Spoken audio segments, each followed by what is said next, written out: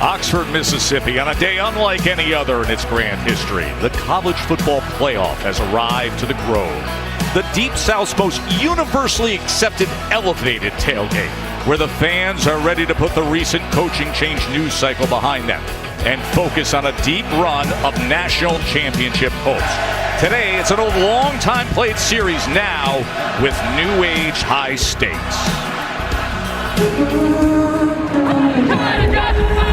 This is just the beginning. The time has come. These select few will not finish. A historic night here for the Green Wave. This is the greatest era of Ole Miss football ever. I need your very best. It's about everybody in this group right here. An electric touchdown, Ole Miss. This is just the beginning. Welcome to the Temple of Hottie Top, where a rematch awaits. The first time we played wasn't to our standard. It was kind of embarrassing. We've come together as a team. We're peaking at the right time. To surge forward, the Wave must face the Rebel base. Chambliss throws. Touchdown, Ole Miss! We are going to turn a lot of heads. We can go far in this playoff. The climb starts now. What do you want the legacy of this team to be? This is just the beginning. From Vaught Hemingway Stadium here in Oxford, welcome to the College Football Playoff First Round, presented by Allstate.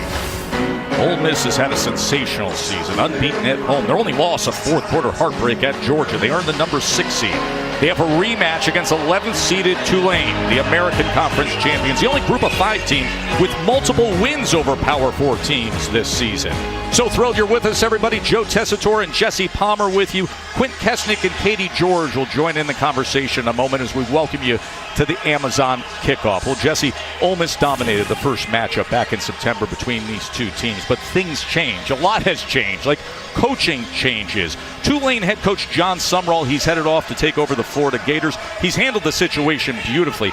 Meanwhile, Ole Miss and the whole sports world, they've lived through November and the drama with Lane Kiffin. Pete Golding is now the head coach. He was the defensive coordinator, and he's taken a player's first mentality. He sure is, and I think the big question a lot of people at home have watching this game is how good is Ole Miss without Lane Kiffin on the sidelines? What we know for years, and certainly this year too, with Lane Kiffin, this is one of the most explosive and one of the most balanced offenses in the country. As we take a look at our Amazon spotlight, they can hurt you in a variety of ways. It's a pick your poison dilemma. You want to play 2 high safeties, only have 5 guys in the box defensively. They pull the left guard. You get Kewan Lacey out at the second level. He's got tremendous speed and 20 rushing touchdowns this year. If you want to play with 1 safety in the middle of the field and play man-to-man with 6 guys in the box, well, now Ole Miss is going to take advantage of the one-on-ones outside. Here's Deuce Alexander on a fade route. This happened in the first game this year against Tulane. And finally, if you're Georgia, you want to get aggressive, play cover 0, no safety deep, 7 close to the line of scrimmage, you better tackle. If not, you got Stribling here just running a little hitch route, makes a guy miss, and that's a 75-yard touchdown. So yeah, Ole Miss doesn't have one of the great offensive minds in the game on the sidelines for this one, but they still have a very good staff, a lot of smart people. They know the offensive system, and more than anything, they've got playmakers spread out all over this offense. Without question, I expect them to continue scoring points. Yeah, you see the speed of receiver there just with that one highlight. Of course, really unique circumstances here in Oxford. The November of coaching, chaos, turmoil, and now the emotion of it all arriving with the postseason.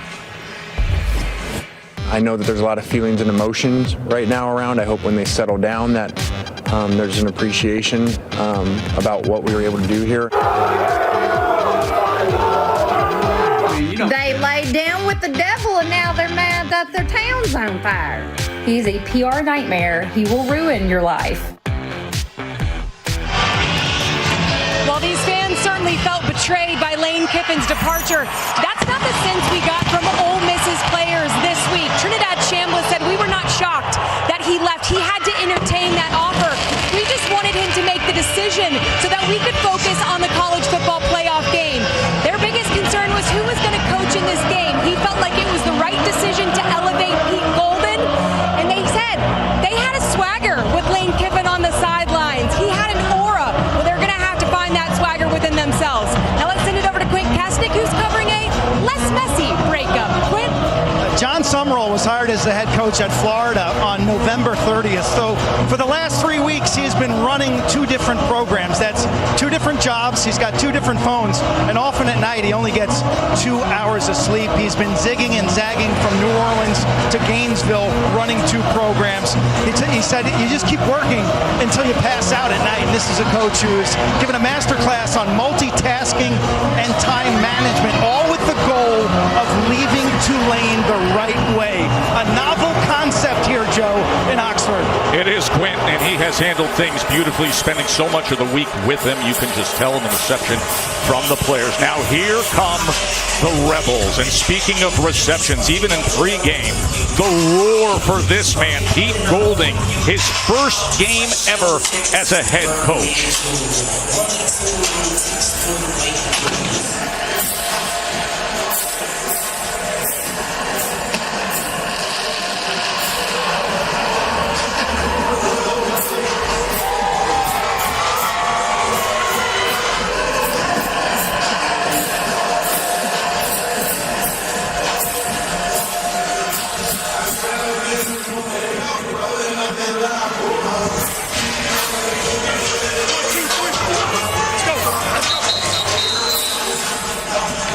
Here come the Rebels.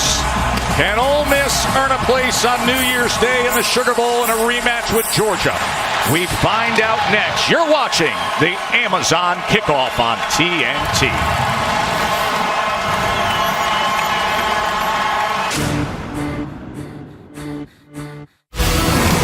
Back on September 20th, when Ole Miss throttled this Tulane team 45-10. Trinidad Chambliss had 300 yards passing, 100 yards rushing, just his second start. They had 548 yards of total offense, held Tulane to 282. Quint is with Green Wave head coach John Summerall. Yeah, 3 months ago it was a 35-point defeat. How do you play better today? We just have to execute better, play to our standard, play clean, do our job at an elite level. They're a good football team. So are we. We got to show it today. Thank you, Coach. Katie is with Coach Golding. Thanks, Quint.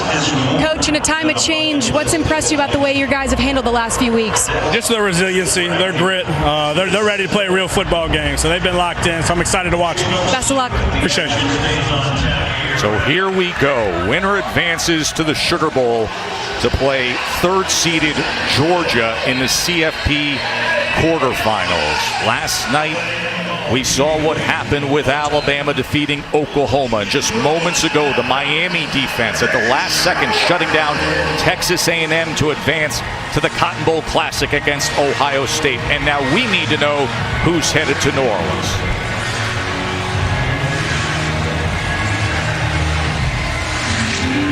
Ole Miss won the toss, and they elect to receive.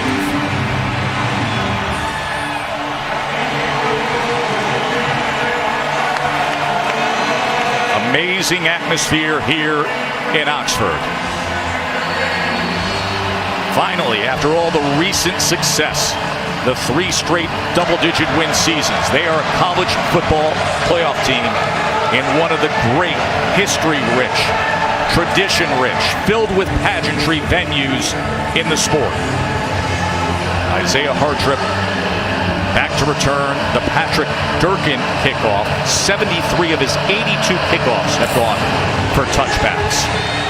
And that is the case again. So, Jesse, we say good afternoon to Trinidad Chambliss, who finished 8th in the Heisman and had 7 300-yard passing games. Well, Joe, he's an ultimate dual-threat quarterback, no question. Can hurt you with the arm. He's a very accurate deep ball thrower, but can hurt you running it as well on designed runs and in scrambles. And since taking over in Week 3 against Arkansas, he's put up over 3,400 total yards, 4th most in the nation.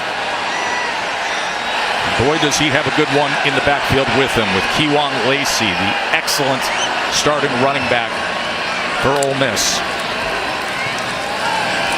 They're going to get it out quickly into space to Stribling, who is so dangerous. Remember, he had a similar play like that against Georgia that he took all the way that you were just highlighting. Well, that's one thing Ole Miss does a lot in this offense. They throw these little 5-yard hitch routes outside, and they use that as an extension of the running game, but there's a lot of pressure on the cornerback out there. That time it was Shine, not able to get a tackle on Stribling. 30-yard reception to open up the game. Play action. Chambliss will get it to Wright, the dangerous tight end. And the Ole Miss offense is making this look too easy. 2 plays in, they're already knocking on the door to score. Well, a little play action just freezes a couple of linebackers right here, and that allows Daquan Wright to clear over top on the drag route. They go fast. They only average 23.8 seconds between plays, and already here, Ole Miss knocking on the door in the red zone. 25-yard reception for Daquan Wright. Lacey's first touch straight up the middle and straight into the end zone.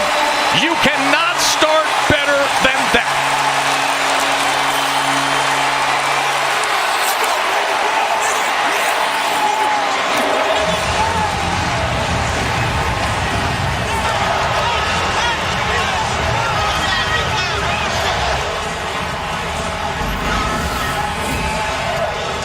Well, a fantastic job getting a block out here in a kick out, and then it's Lacey in the back. He's just going to make Javion White miss. He leads the nation. That's now his 100th forced missed tackle. 3 plays, that all it took. No Lane Kiffin, no problem. Hernero adds the extra point. It took 59 seconds. Remember, they won the toss. They said, we're going to take the ball and we're going to do this. Of course, these 2 programs go all the way back. Original SEC rivals back in the day. The 75th all-time meeting. Yes, that's right. From 1933 to 1965, Tulane was a member of the SEC. In recent history, it has been the Rebels dunking all over the Green Wave. They have won 14 straight. And of course, this is a rematch from what happened on September 20th when Ole Miss won 45-10.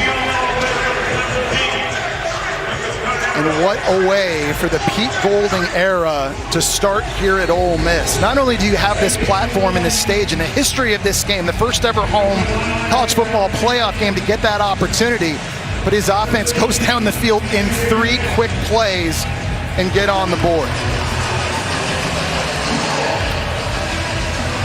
And we talked about it. We were down on the field pregame when Golden stepped out onto this field just for warm-ups. This place roared. Jake Retzloff is a very talented dual threat quarterback. 16 rushing touchdowns on the season. That is tied for first in major college football. And Joe, he's a very natural passer, can throw it from a lot of different slots, and he's really good at anticipating throws, plays on time. But he's also, I think, an undervalued runner, leads the team in rushing. It's deceptive with his speed. 16 rushing touchdowns, tied for the most of any quarterback in the nation now. In the last game against Ole Miss, he started 0 for 9. It's really important in this game he's able to find a rhythm early. Especially considering what Ole Miss just did on offense. McClure's going to take the ball, and it's a good run by Jamari McClure to open up the game for the Green Wave. Look at the impact players Wade Jesse season. Well, Jamari McClure has really come on these last 4 games. It's important to establish the run. Shaz Preston is their most talented receiver outside. Will Eccles dominated this game the first time with 8 tackles, and Suntarian Perkins can do it all, rushing the passer, playing in zone coverage, and spying. 2nd and 1, play action. Retzloff steps up. He'll carry it ahead for the first down and works his way close to midfield where he's run out by Andrew Jones. Well, that time Ole Miss in a pass rush got way out of their lanes, and you could have driven a truck right up the middle right here. And Retzloff, he's looking down the field for a throw. They love play action. That's a good, timely decision. We talked about his legs and how big of a factor that is for Tulane's offense. It's going to be in designed runs, but it's got to come up in scrambles as well, just like that. 16-yard run by Retzloff. McClure. And this time he is met in the hole. That was Xavier Harris with the tackle. Well, you know, if you're Tulane, you just want to take the air out of the ball. You want to possess it. You want to stay on the field, eat up as much clock as you can. Keep Trinidad Chambliss and that explosive offense on the sidelines. You do that 2 ways. By running the football, and they're probably going to have to be aggressive this game on 4th downs, going for it. It's going to be big they get those conversions. Try and stay in this game. Yeah, stay on the field, maybe steal possession here and there. Just try to shorten the game against the explosiveness of the Rebels.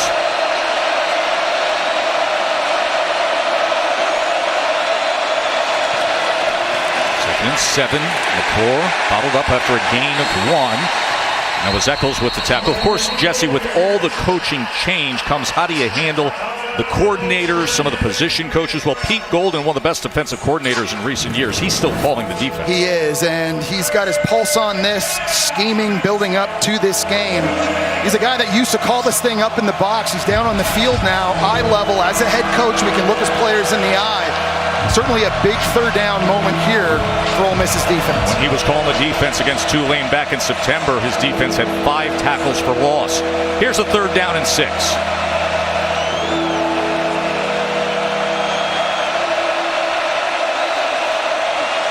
Retzloff against a 4-man rush, sidearmed it to Hayes, and Hayes will dive ahead for a Green Wave first down. Well, it's a really good job by Amari Hayes that time, catching the ball and getting north right away. He just settles down in a soft spot in the zone, and as soon as that ball's on him, he doesn't hesitate. He's able to split the tackle by Antonio Kite and the linebacker Andrew Jones and pick up a big first down to keep this drive going again. They want tick, tick, tick. Seconds coming off the clock.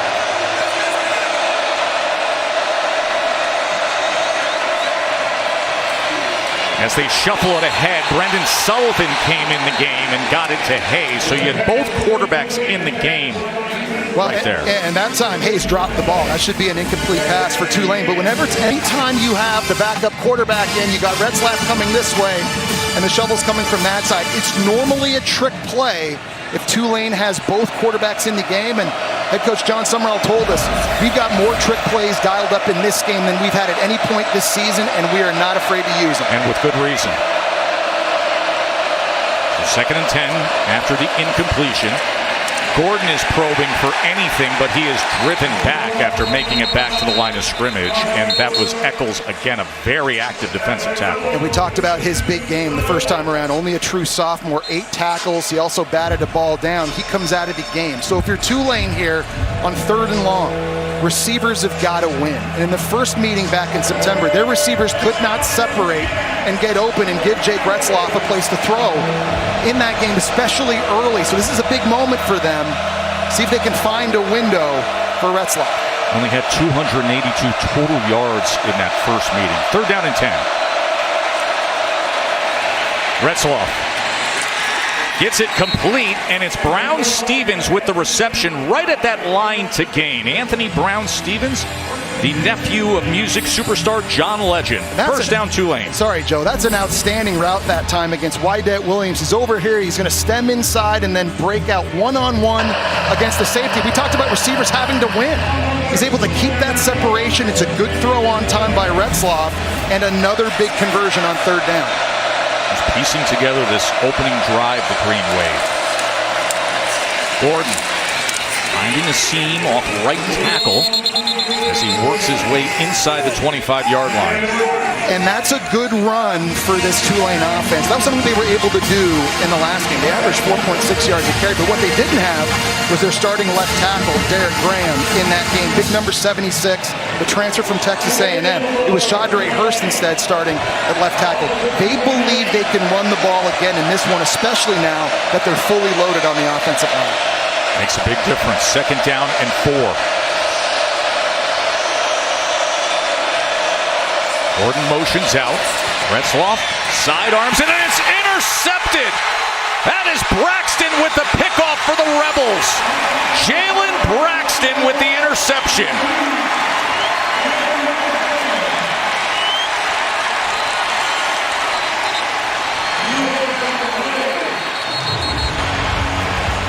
That is a huge play for the Ole Miss defense. They were blitzing that time. Jake Retzlaff had to get rid of this thing quick. And on the back end, Jalen Braxton, the Arkansas transfer, a cornerback, was sitting on that route and waiting. Trey Shackelford ran the slant route, and he was able to jump it, make the interception, and get upfield. It's right over here. He was squatting on it. Shackelford never turned his head to find that. After the interception and during the return, personal foul, horse collar tackle, the passing team number 15. A 15-yard penalty will be added to the end of the play. First down, Ole Miss. timeout on the field. Now, Retzloff coming into this game, he had only thrown 6 interceptions on 359 attempts. Today, this is how the game opens up defensively for the Rebels. Jalen Braxton with the INT. Stripes high above, where aerial coverage is brought to you by Goodyear. Tried, tested, proven legendary. A lot of legends here today at Ole Miss. Archie and Eli Manning, Patrick Willis. Jesse, you were visiting with Patrick Willis pregame. Everybody here for the first time they're a playoff team. He hugged me and I think I punctured a lung. Yeah.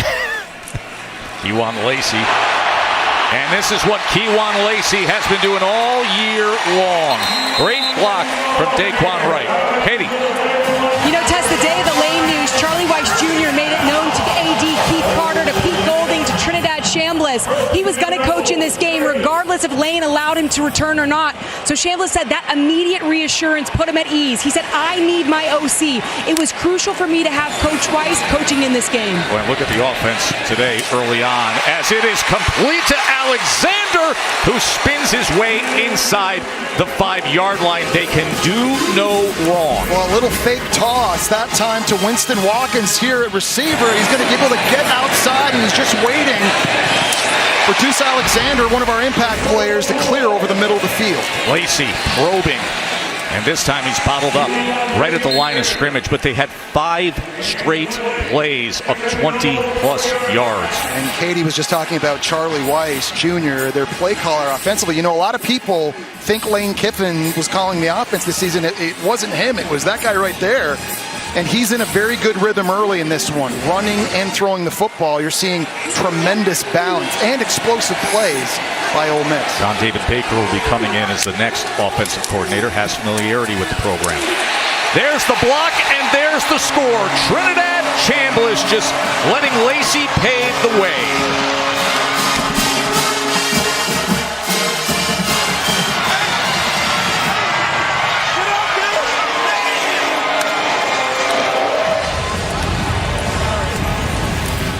It's an unbalanced look. You've got Jaden Williams right here getting a block, and then it's Lacey getting up into the second level, getting some extra big guys at the point of attack for Ole Miss. And Chambliss, who absolutely went off with 112 rushing yards the first time these two teams played, was able to cap off the drive. And this offense, Joe, they've looked unstoppable early. Offense looks unstoppable. Defense had an interception. Trinidad Chambliss has been perfect. Kewan Lacey got it started. 20-yard touchdown run. He has 21 rushing touchdowns on the year. Then he blocked the way for Trinidad Chambliss. Top 10 Heisman quarterback. Ole Miss is up early. Football Playoff First Round is presented by Allstate. You're in good hands. And in part by AT&T. Connecting changes everything. 2023 Goodyear Cotton Bowl Classic. That's when Tulane upset USC. It was 46-45. They scored 16 points, Jesse, in the final 4 minutes. They could use any points right now. They could, yeah. They're probably feeling a little bit of a shock. It feels like a sonic boom has gone off here at Vaught-Hemingway Stadium after how Ole Miss's offense has begun. It's really important for head coach John Sumrall and his quarterback, Jake Retzloff. They're able to find a rhythm here. You almost kind of get the feeling like on this drive, they've got to go down and score some points, try and get some of this momentum back. Ole Miss scored 14 points in 7 plays so far. 2 minutes and 20 seconds of offense, 135 yards. Then they had the interception as well. There's been a lot to like for me watching Retzloff on film. The BYU transfer, number 1, has tremendous arm talent. Here rolling out to his right on the go, Shaz Preston. He doesn't have a chance to set his feet. He throws this thing 53 yards in the air for the big completion. The thing I love most, though, is the anticipation on 3rd and 8. He doesn't have to see it open. He gets rid of this thing far before Anthony Brown-Stevens is able to turn around and make a catch on a deep curl. And finally, he's got touch as well. He can lay it over top of defenders. Here against Memphis, you got Bohannon coming in motion, running the deep crossing route. He's going to have to take a little bit off of this to get this over the defender, lays it in perfectly. We talked earlier, they've got to run the ball, and they do, but when times come to throw it, he you can get it done. McClure takes it out to the 30-yard line. I asked you earlier in the week, all right, so what does Tulane have to do? You said he's got to be in a rhythm early on. They started 0 for 9 the last time. And he's been much better so far, outside of obviously the costly interception we saw there at the end of that last drive. But he's looked confident. He is throwing the football with a lot of conviction, and he's getting it out early, and that's something that has to keep up here for Tulane.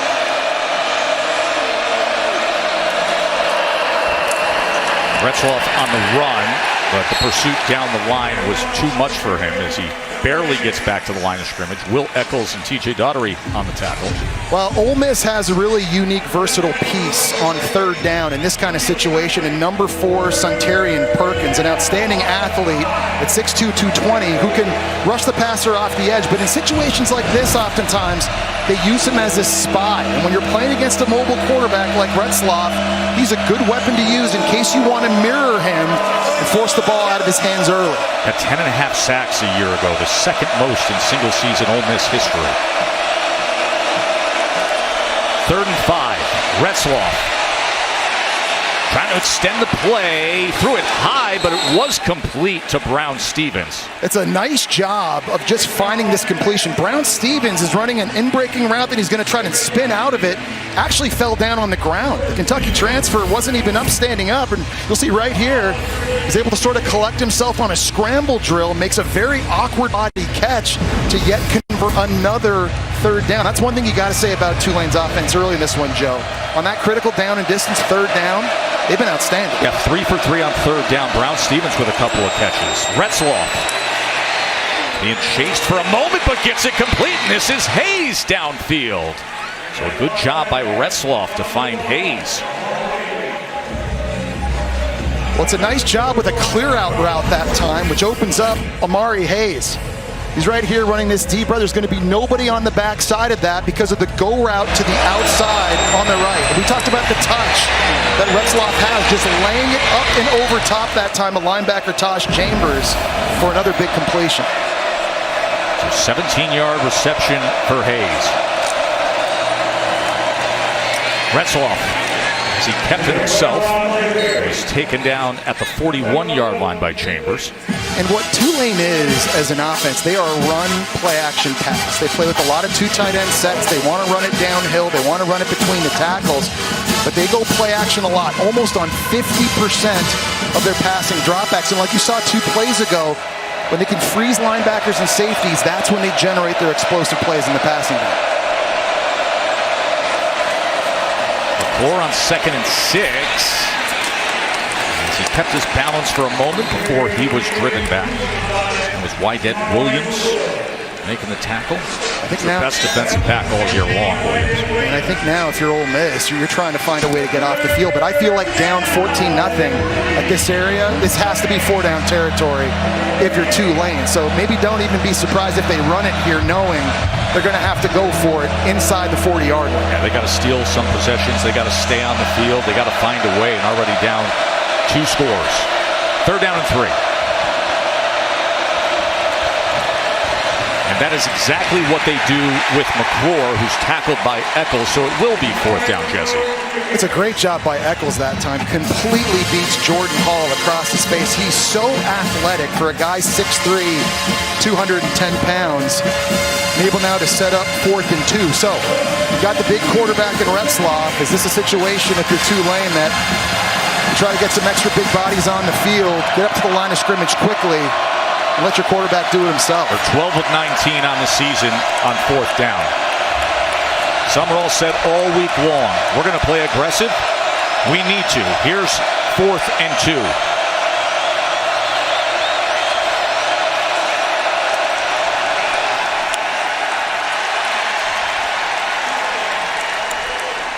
They're going to use a timeout. Facing a 4th and 2. In the hole early. 14-zip. The college football playoff first round is presented by Allstate.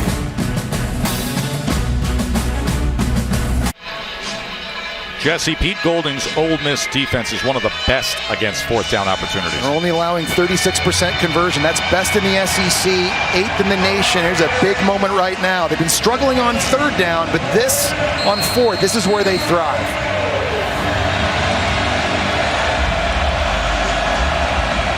4th down and 2 for Tulane.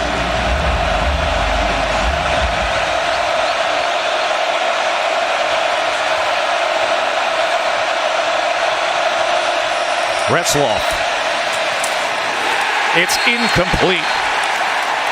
He was looking for Amari Hayes, who could not corral it. A turnover on downs. Well, that's a play Amari Hayes just has to make. You know this is going to be a really small window, and he's just running a curl route into a zone in between two defenders. And Chris Graves, the transfer from Miami, does a really nice job breaking on that ball, as does TJ Daugherty. But you just have to make that catch and find a way to stay on the field. It's a big missed opportunity for John Summerall. He knows it, and now the defense is back out there, and they have had no answer for Ole Miss. Ole Miss has 7 plays and 135 yards of offense.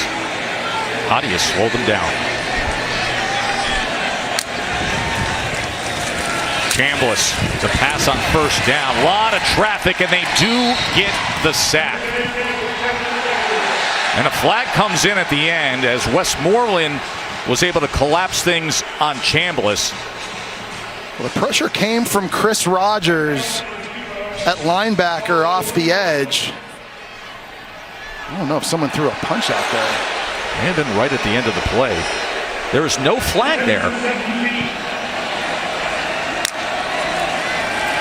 2nd and 17. Go back and take a look at that replay there as Alexander catches it and then is tackled immediately. Yeah, it looked like there might have been a little extracurricular activity at the end of that play. You see Westmoreland there, just a little bit of a shove by Hopper that time, right into the throat of Patrick Kudus. Not called. 3rd down. 3rd down and 13. So a big opportunity for the Green Wave defense.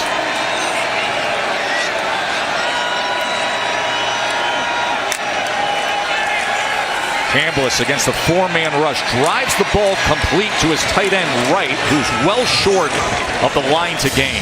That is a big win for Tulane. If Ole Miss decides to punt here, they just are trying to find a way to get off the field. And right now, Trinidad Chambliss in this offense, they're staying out there. From their own side of the 50, 4th down and 4 from the Ole Miss 43. They're 67% on the year. 4th and 4 for Ole Miss.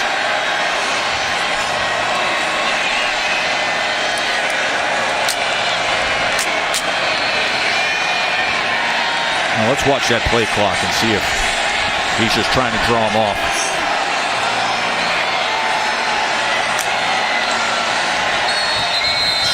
And indeed, that was the case. So finally, Tulane finds a way defensively after that red-hot start by Pete Golding's offense. The sack of Trinidad Chambliss put them in a hole. I think there, if you're Tulane, you're just trying to stop the bleeding. You're trying to find a win any way you can get it. So forcing that 3 and out, that's a big one now for Tulane. And now the offense, they've got to be able to pick it up on their side. And they've got to be able to produce. Oscar Bird on to punt. Hayes lets it bounce inside the 20-yard line. Jake Retzloff and the Green Wave offense. Now 14-zip with the ball when we come back.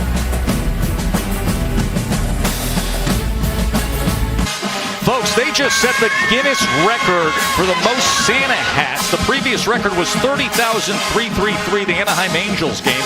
It's now 68,002. We look like Santa's naughty elves. Guinness World Record. I like being part of history, though. Enjoy it.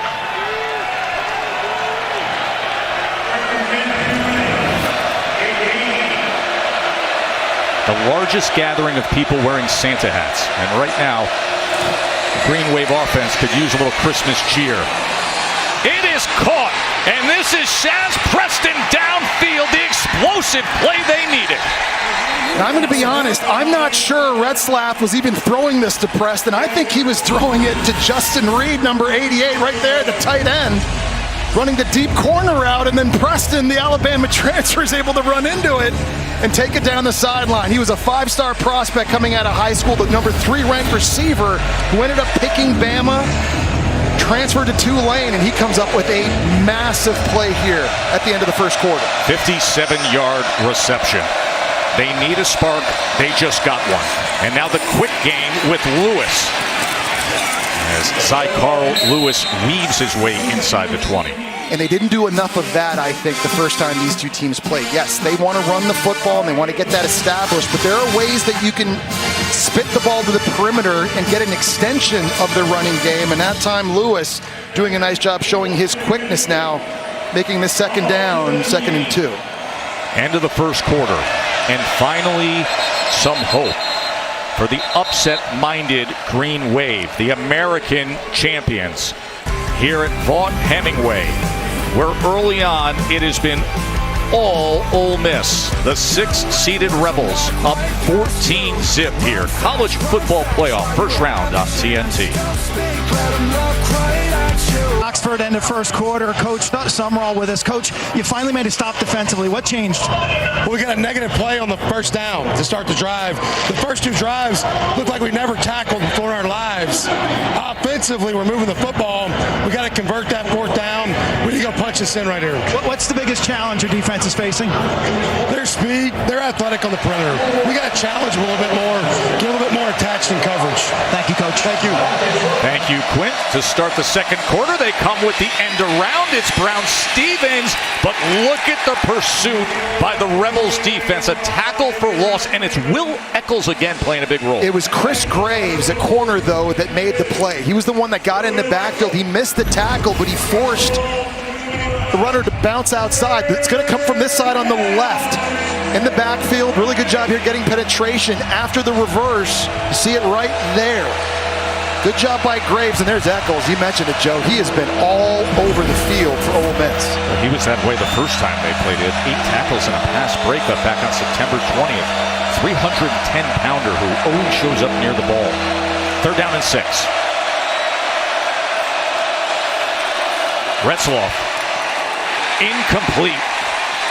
Defensively was Jalen Braxton, who had the interception earlier, and Shaz Preston was the intended target. And Joe, that was the same throw and the same route that he got the interception on. In another situation like this out here, he's waiting for the slant to come outside, and he's just going to squat on that. That's an easy one for him. He takes the inside away, and he's able to break on the ball and knock it away. The transfer from Arkansas is having himself a big day on the perimeter for Ole Miss. Patrick Durkin is the American Conference Special Teams Player of the Year, and he's out to try to get Tulane on the scoreboard with a 39-yard attempt. And he does just that.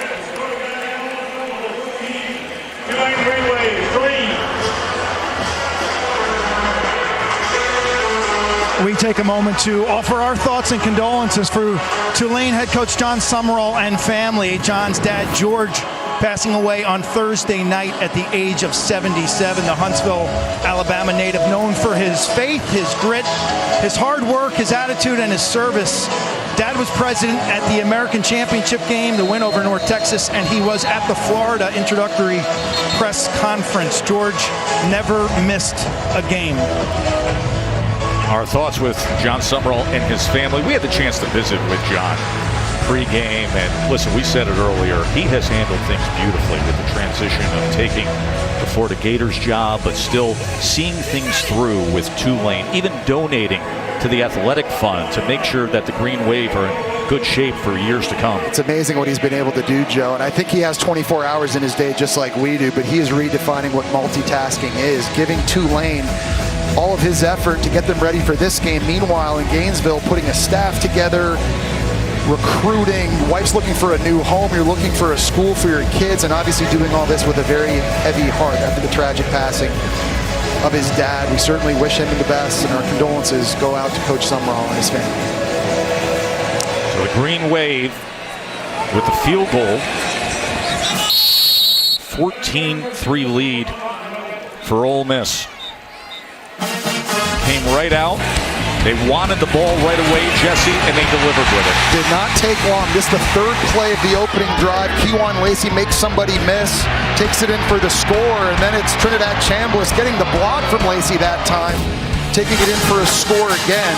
I think if you're Tulane, their D-line has to step up and start making more plays. And you heard John Summerall talk about how they got a negative play on the first play of the last drive when he was talking to Quint Kessenich. This D-line, I think, is the strength of their defense, and they've got to start to impose themselves. There's Lacey. As Lacey was driven back that time.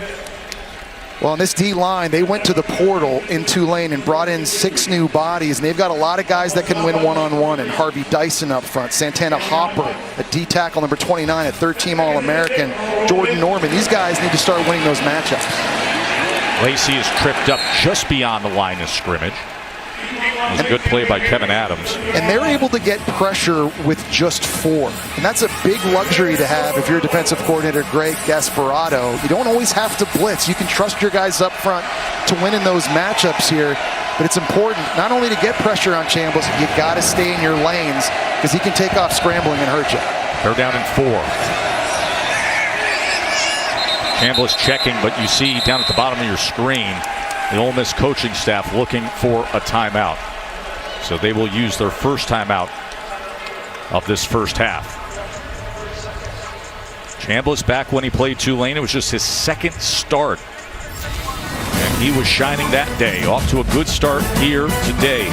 Facing a third down when we return off the timeout. Welcome back to Oxford. It's been a big day early for Kewan Lacey at running back here. You see a nice job blocking at the point of attack. You're pulling Delano. Townsend gets a kick-out block. He's able to make a defender miss in the backfield. That was the third play of the game on offense for Ole Miss. And then Diego Pounds at left tackle getting into the second level. The tight end, Daquan Wright, rolls around to climb up as well, and they're freeing him up right now. 5 carries, 56 rushing yards, and a touchdown. They came into this game, Jesse, with 99 forced missed tackles, 875 yards after contact as they motion him out here on 3rd and 4. Chambliss with a man in his face, and he escapes it. And then gets it complete as Stribling turns the corner for a first down for the Rebels. Well, Sam Howard had Chambliss in the backfield for a sack. He's going to come free on the rush, and Chambliss is just able to make a miss. It's coming here, and he's able to break outside of it. Really good job of just extending the play, and there's the speed to keep it alive. And here is Lacey as he tries to keep his balance, going ahead for 2.5 yards that time. Katie. Well, Tesh, Joe Judge said Kewan Lacey's greatest strength is his ability to put his foot in the ground and get vertical immediately. He said a lot of young running backs make a cut and then they dance around side to side. Lacey plants and is vertical in a blink, and he's shown that today, guys. Katie, I also like the way he just approached things with the coaching change when he was talking to you yesterday, saying, listen, we got to spot the ball mentality when it comes to this. Just go play. Let's go get a natty. Put that ball down and let's play some football. Forget Lane Kiffin and all the chaos of a month ago. He's hyper-focused for this postseason. And one of really the great stories, too, of the year, right? You think about Ole Miss's offense. They've had to replace their leading rusher each of the last 2 seasons. And in comes Lacey, a guy no one really knew about. He only had 23 carries a year ago as a true freshman at Missouri, and he has run with a purpose. He's been an absolute workhorse. He's been the feature back, and here he is, his first year as the starter, the school's first ever Doak Walker Award finalist as the nation's outstanding running back. Yeah, he's also top 25 in the country in yards after the catch per reception, 10.2, so he's dangerous in the passing game. Chambliss, that is incomplete on 3rd and 7. Alexander couldn't haul it in. Well, we were just talking about Lacey and his ability running and catching the ball. He's also an outstanding pass protector.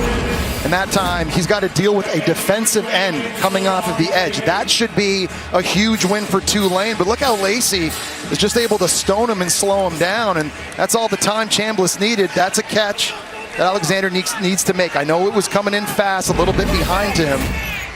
But a big missed opportunity. This running back here, man, he is versatile. Oscar Bird punting away. Fielded by Hayes, who retreats inside the 15 and then is brought down after a gain of just 3 on the return.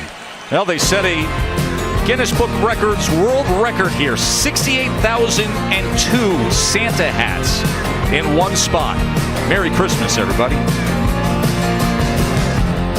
football playoff first round is underway. Of course, last night, Alabama coming back against Oklahoma, 34-24 as they advance to the Rose Bowl game on January 1st. And then earlier today, the Miami defense, Jesse. No doubt, completely took that game over against Texas A&M. It was a sloppy game. Everybody was missing field goals, but the Miami defense creates 3 takeaways.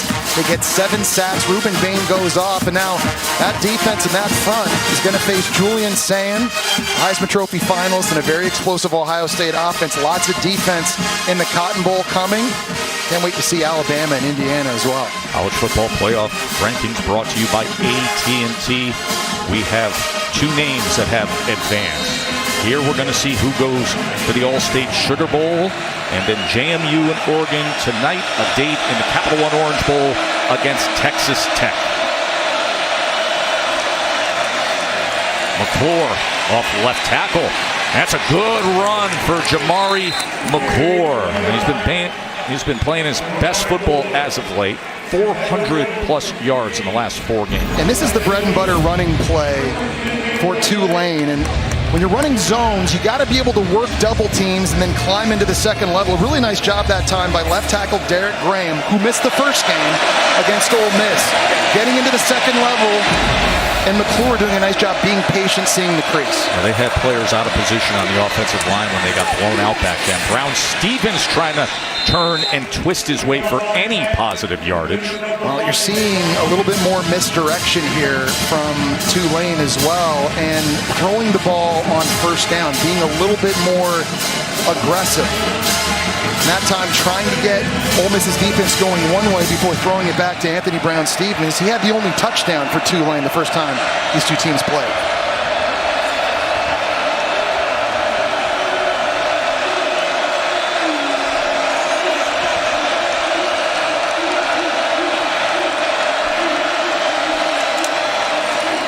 McClure on second down, and he catches a seam and has 11 yards and another first down before he's met by T.J. Banks. Well, the one thing McClure brings to this offense is he's got a burst. And when he gets in the second level, the tight end's coming in motion. He's actually not even going to block anybody. But you can see the explosiveness that McClure has. Once he sees the crease, a very small window to have to run through. This drive looking pretty good here for Tulane offensively. 12-yard run from Jamari McClure. They're going to feed him. He picks up another good block from his tight end, Johnny Pascuzzi, and he goes ahead for another first down. It's a nice job by the left tackle, Derek Graham, collapsing what's in front of him. Takes Andrew Maddox right here and just builds a wall. This is supposed to go right. That's the zone play again, and that's the beauty of the zone play. It can go left, right, or right up the middle. It's really where the hole shows itself and the decision the running back makes. And I think that decision-making by McClure, only a redshirt freshman, has a really, really good feel for this zone scheme in Tulane. Already 59 yards rushing from McClure as Jabin Gordon, the true freshman running back, now comes into the game. And he is tackled for a loss. That was Harris getting into the backfield. You know, it just feels a little bit like the momentum has shifted. And I know we just blinked and all of a sudden it was 14-0 and this Tulane defense was reeling, but they've got their stuff together here. The last 9 plays, they've only allowed 21 yards, and this offense has had success running the football. They've hit some shots offensively. If they can put something up on the scoreboard again right here, they're going to have a lot more confidence on their sideline. 2nd and 12. Retzloff is trying to find Turner out of the backfield. It's going to be 3rd and long. And you know that pass rush from Pete Golding will be coming after him. Yeah, and when they get into this kind of situation, it's usually Princewell, Umamli-Ellen, it's Suntarian Perkins, it's Will Eccles, and it's Cam Franklin. They put their 4 best pass rushers up on the D-line and let these guys pin their ears back. It's a lot to ask this Tulane offensive line to give Retzloff time here. They've been great all year. They've only allowed 10 sacks on the season, but they're not used to playing defensive lines with this much athleticism.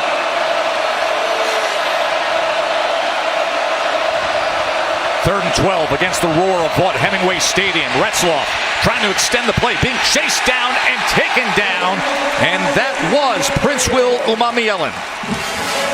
He has tremendous speed, and he's just getting upfield. He's able to beat the redshirt freshman, Reese Baker, around the hump this way, and if you don't get the ball out right now, he's going to be able to collect himself, retrace, and you're getting into a foot race with a very fast 6'5", 245-pound defensive end.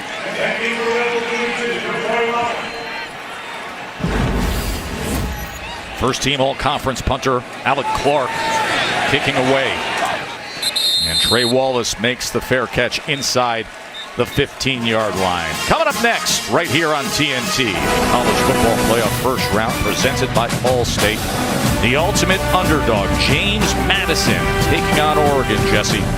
Excited to see Oregon's offense in this game. One thing, they've been really banged up at wide receiver here in the second half of the season. DeCorian Moore's missed the last 4 games. Gary Bryant Jr.'s missed the last 3. Evan Stewart hasn't played all season long, but Dan Lanning was saying they were all at practice earlier this week, so curious to see which guys play, if any of them do, and if they do, how that impacts the offense for Dante Moore. Bob Chesney's done a great job at James Madison as the head coach. Ole Miss back on offense. Deuce Alexander spinning for extra yardage, and a flag comes down at the end of that play. I think they might get a face mask here on Isaiah Shine trying to tackle Alexander.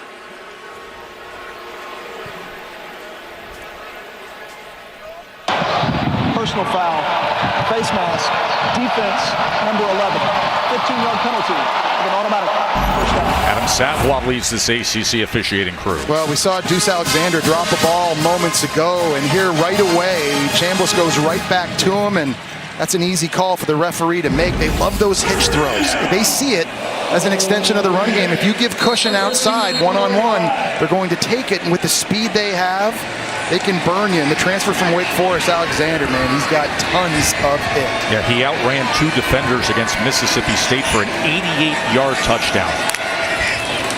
You see those quick bursts from him. Here's Lacey trying to get around the corner, and he does with success just beyond midfield before he's run out by Shine. Yeah, speaking of burst, and that was an interesting choice that time because a lot of running backs would have just kept that thing going upfield, but he saw green grass, and he was able to bounce it himself.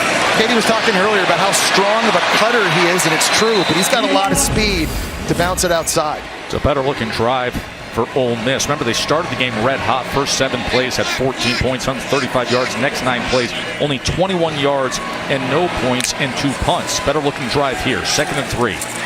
Chambliss is going to take a shot downfield, but he overthrows Trey Wallace. Well, it was a good job there by Isaiah Shine that time. He had the face mask penalty. He's one-on-one with Wallace, the transfer from Penn State. And this is an area that Tulane got in trouble with in the first game. On passes deep down the field that traveled more than 20 air yards, Trinidad Chambliss was 4 for 5. They were eating Tulane alive on those fade routes, but a good job in coverage that time by the redshirt freshman. Look at the plays in the opponent's territory. I mean, Tulane's been 17. Just how do you cash in? Meanwhile, Ole Miss has had some of the bigger strikes. Here's 3rd and 3, and a good job on the run fit against Kewan Lacey, so it'll be 4th down. And I got to imagine, because of how good Ole Miss's defense has been playing so far in this game, that Pete Golden is going to decide to go for this. And 4th downs has always been a really great return on investment for Lane Kiffin. On drives where they convert a 4th down, they've scored 79 points this year. On drives where they failed to make a 4th down conversion, they've only allowed 3 all season long. Remember, first time Pete Golding's been in this position. First game as a head coach to make these kind of calls. 4th and 3.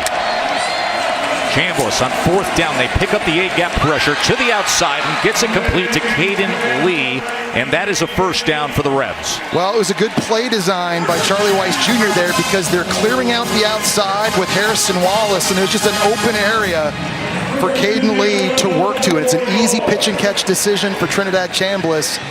Keeps the offense on the field. So the 4th down conversion for Ole Miss.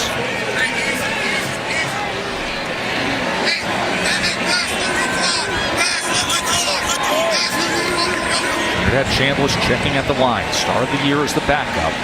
Takes over full-time week 3, and it's been a sensation.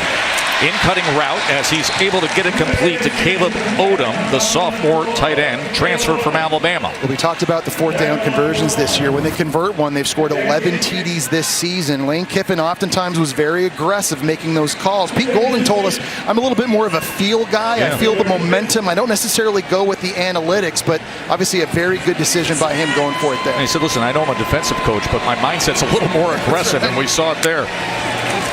2nd and 1.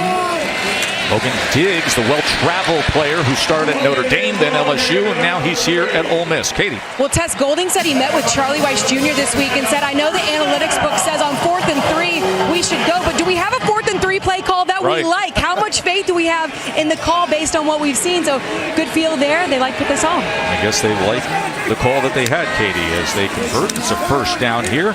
Chambliss now in a rhythm as Alexander is trying to spin for extra yardage against Joker Johnson. Well, what Charlie Weiss Jr. is trying to find out is on all these hitch throws outside, if at some point these Tulane corners are going to come up and press to try to take that throw away. When that happens, they're going to start throwing fade routes as there's a player for Tulane, I think. That's Mekhi Williams, the linebacker for the Green Wave.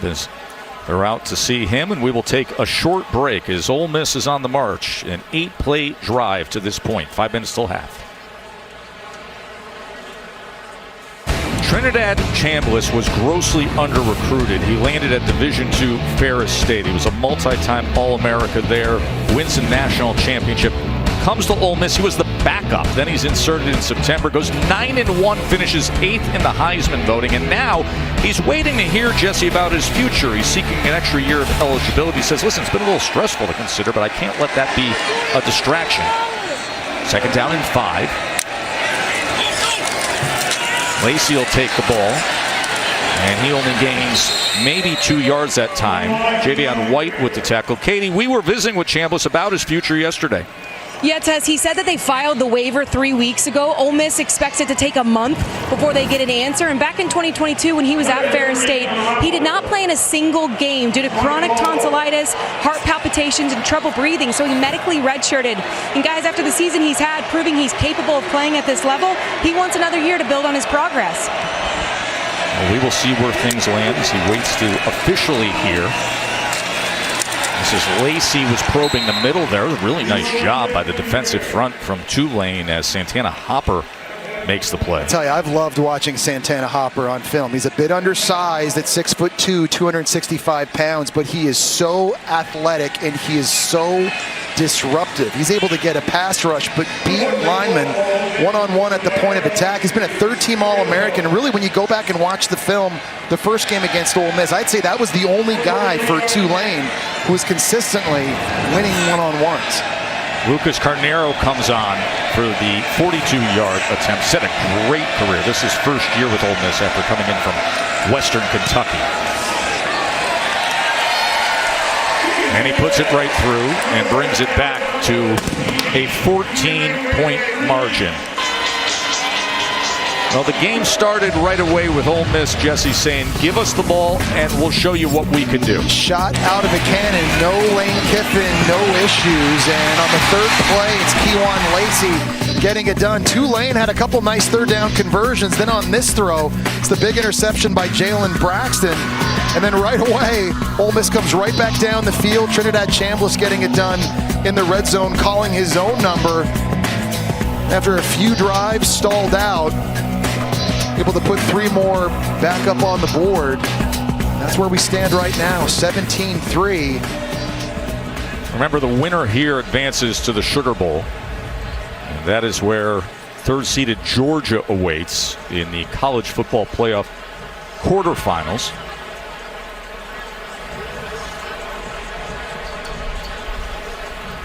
There's a player down for Tulane, and that's Elijah Champagne, the backup defensive tackle. You know, of course, the big story surrounding this game are juxtaposition of the 2 coaching changes. John Sumrall is heading off to take over Florida. Pete Golding is the new head coach here at Ole Miss. We were down on the field when Pete Golding first came out during warmups, and everybody turned and said, well, what just happened? That was how big of a crowd reaction of support there was for Golding. We heard the crowd erupt both times. They showed Pete Golding up on the Jumbotron, and certainly, listen, there are a lot of feelings. The decision by Lane Kiffin to leave and go coach at LSU, that was an emotional one for a lot of these fans, and they have every right to be upset, and they have every right to feel that way, but the reaction, that guy right there, when they put him up on the Jumbotron, this place absolutely blew up. And they are very, very excited about what the future holds with their new head coach. Now this is interesting. Jake Retzloff, the starting quarterback, is actually on the field for this kickoff return. As it bounces at the 3. Yeah, they give the look of a fake over to Retzloff and then the return by Anthony Brown-Stevens. So they put the starting quarterback on the field to fake as if they're going to throw a lateral to him. And instead, Brown-Stevens has a 31-yard return. Well, John Summerall said that they were going to be aggressive, not just on offense, but on special teams as well. And by Retzloff running down there inside the 5-yard line, it took about 2 or 3 Ole Miss cover men with them and opened up a little bit of a lane, less defenders for Tulane and Anthony Brown-Stevens to advance the football, and they're able to get it past their own 30-yard line. So that is where they take over. John Summerall was very honest this week on assessing things and the strategy of knowing what they would need to do. Steal some possessions, create some things in special teams, and we'll start off at the 33-yard line here after that return. Here's Retzloff now. Orbit motion, play action. He was looking deep, but nothing was there, so he just tries to work his way back to the line of scrimmage. It's a massive drive here for Tulane because remember, they're going to get the ball back first in the second half. You hear coaches talk about it all the time. The last 4 minutes of the first half, the first 4 of the second half, they could generate points here going into halftime and score points on their next possession. The first of the second half, all of a sudden, this is an entirely different game. So a lot of pressure here, but a big opportunity for Tulane's offense.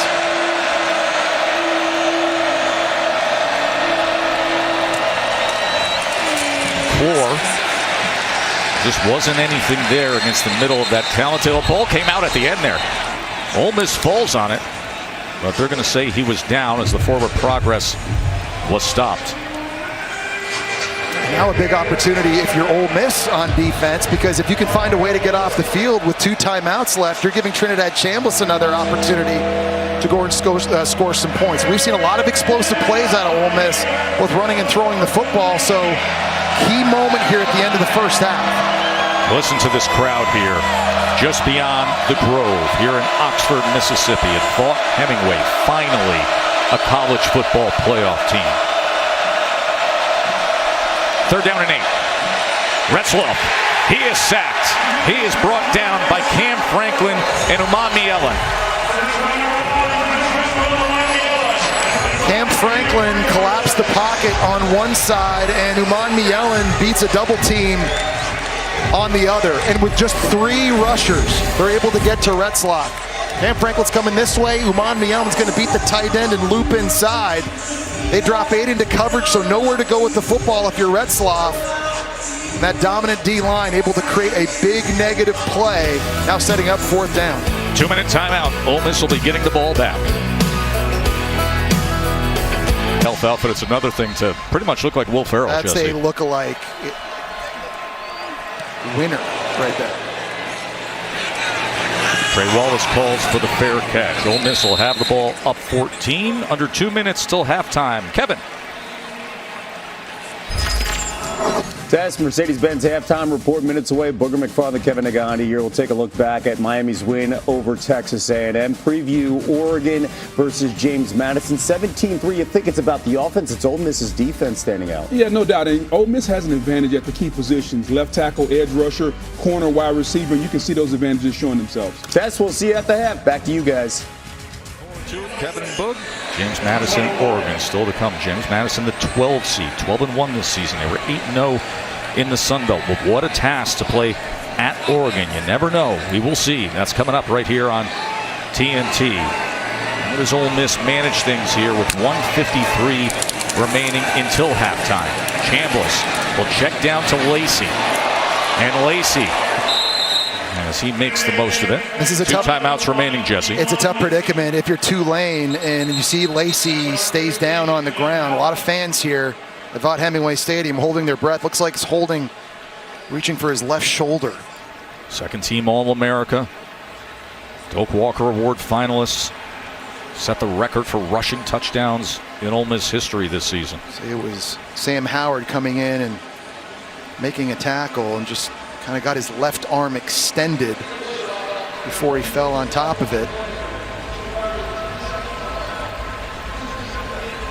Easily in a lot of pain here as he makes his way over to the sideline. And we've talked and reported on the impact he's had on this offense all season long. So much is talked about this passing attack in Lane Kiffin and Trinidad Chambliss, but really in many ways it's Kewan Lacey that makes everything go. And so interesting to see what the impact of this is. Certainly hope he's okay. There's Logan Diggs, who comes in at running back. Remember back in 2022, he was a star at Notre Dame. Had a team high in rushing attempts, had 821 yards, went to LSU. Now the backup here. Chambliss gets it into space, is dribbling, turns the corner and then lowers the shoulders for a first down. And that's what Tulane doesn't want to do. They don't want to play one-on-one on the perimeter. When they have, that's when Chambliss has been taking advantage with these hitch throws. You know, in the situation, Tulane wants to try and keep two safeties back as much as they can. A 15-yard reception by Stribling, running over to Spaney. Chambliss, minute to play until halftime. Logan Diggs spins ahead for a first down. When they've got two safeties back on the back end, they take away those easy throws outside, and it's been forcing Chambliss to have to check it down to his running backs on this drive. Remember, 2 timeouts to work with for Trinidad Chambliss and Ole Miss. Chambliss, he scrambles ahead. This is where he's so dangerous, and that will move the chains again. It was Rogers who gets him. Looks like Chambliss slow getting up as well. Kind of grabbed his helmet really quickly right at the end of that play. So 2 key players for Ole Miss's offense here on this drive. Slow to get up as you see a Tulane defender. That's Chris Rogers down as well. Chris Rogers, who had the pressure in the sack earlier, and here's what happened at the end of this play as Rogers came in on Trinidad Chambliss. So Chambliss down and the medical team out to see him as Kewan Lacey, the star running back, is in the medical tent. And also Chris Rogers is a big key player for Tulane's defense. He leads them in tackles this season. So we've seen a lot of key guys going down here at the end of the first half. And Chris Rogers for Tulane, he had a pick-6 touchdown return in the American Championship game in that victory against North Texas. He's a big part of what they do defensively. Looking down the sidelines now, Austin Simmons, the backup quarterback for Ole Miss. He was a starter at the start of the year. Hurt his left ankle against Kentucky.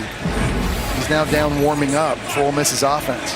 He was Jackson Dart's backup last season and then won the starting job. A nice hand for Trinidad Chambliss. That's a good sign to see him up on his feet, making his way over to the Ole Miss sideline. Austin Simmons will come into the game here. So it's an Ole Miss offense now without the starting quarterback and without their starting running back. How aggressive is play caller Charlie Weiss Jr. willing to be in this situation at the end of the half? Simmons was the starter coming into the season. Injured that ankle, you mentioned it, back on September 6th at Kentucky. And all Trinidad Chambliss did was go on to be a Heisman top 8 finisher. Simmons comes into the game and throws a pass and complete to Alexander on his first play of the college football playoff. Well, there's your answer. They go out right away and they roll out, and a nice job of Deuce Alexander getting low to the ground, making a very difficult catch. Under 2 minutes, the game clock stops as they reset the chains. Simmons, empty look here as he gets it complete again, and it's right, the big tight end, and it's another first down for Ole Miss. So Austin Simmons comes right into the game, and it's 2 for 2. Well, you're hearing people boo here because there's another Tulane defender down with Ole Miss on the move. It looks like Sam Howard, the other starting linebacker for Tulane. We saw Chris Rogers go down earlier, now number 15, down for Tulane. Sam Howard broke his fibula, had a crack in the fibula, missed a couple games, and returned to play this season. So he's pain-free this week. Redefining what toughness means in pain tolerance is incredible. Breaking your fibula against East Carolina, and then literally 2 games later against Memphis, getting back on the field. A little friendly fire that time coming up. It was Jaheim Johnson at corner who hit him. There's just people are dropping like flies here on this drive. Howard, the captain from Birmingham, Alabama, 9 screws and a plate. He said countless hours of morning, pre and post game rehab. He said it took a lot, but he is pain free. He is a standard setter for this program. You see all the teammates come out to support Sam Howard. This is a guy who's a captain who sets the standard. He's the type of player that cleans the locker room after practice. He actually cleans the plane, Joe, after road trips. Yeah, Quentin, you know it. He is the heart and soul of what they do defensively. So 26 seconds remaining. Austin Simmons in for Trinidad Chambliss, who left the game injured moments ago. Logan Diggs in at running back. Simmons again to pass. Pocket, the ball is out. The ball is out on the strip sack of Austin Simmons. Tulane says they have it. Harvey Dyson does. Remember, Joe, Kewan Lacey not in the game, and it's Logan Diggs, his backup at running back, who has to pick up Harvey Dyson. And then Nairn falls on the ball. Coming off the edge here. Here's the pressure. This is the blitz pickup miss by Logan Diggs. And Dyson, the transfer from Texas Tech, able to get in at the quarterback, knock it free. And that is a giant turnover for Tulane. Looks like big Trayvon McAlpine, his former Texas Tech teammate, able to jump on this football. And that is a play that Tulane absolutely needed to happen. So the 8th sack of the season for Dyson. Elite Nairn, the fumble recovery, and they had to have that as Ole Miss. You see Kewan Lacey's getting a head start to the locker room. Ole Miss was marching right down the field, even with the injuries, trying to add to their 2-touchdown lead. Now a big moment defensively for Tulane as McClure takes it. Harvey Dyson will arrive from Texas Tech. Of course, all the defensive linemen that Texas Tech had come to the Red Raiders. And Dyson says, I want to be a star with the Green Wave, and he has, and he came up huge there with the strip sack. I got to be impressed with John Sumrall's defense here and how they've been able to respond after going down 14-0 right away in this football game. They've been able to settle down, whether it was forcing 3 and outs or getting a massive turnover there at the end of the first half. Their backs against the wall just to preserve a 2-touchdown deficit is absolutely huge for Tulane. How about that last drive with the big injuries? On both sides. Yeah, I mean, we saw Lacey go down, we saw Chambliss go down for Ole Miss, and then it was linebackers Rogers and Howard. This is the first one here. Tackle by Howard, and it's Lacey. Kewan Lacey with 67 yards on a touchdown, and then, of course, Trinidad Chambliss, the star quarterback. Clutching his head, and so you were wondering if Ole Miss was going to stay aggressive, and with Austin Simmons, they did. There's Sam Howard, the linebacker, going down. Now off the timeout, and they try to get it to the outside, and it is complete that time to Shaz Preston. 5 seconds remaining in this first half. They're just trying to get an opportunity for their kicker, Patrick Durkin, the American Conference Special Teams Player of the Year, was hit from 52 this year against Temple, but he's 4 or 6 from 50 plus, but they got to get in range with only 5 seconds remaining.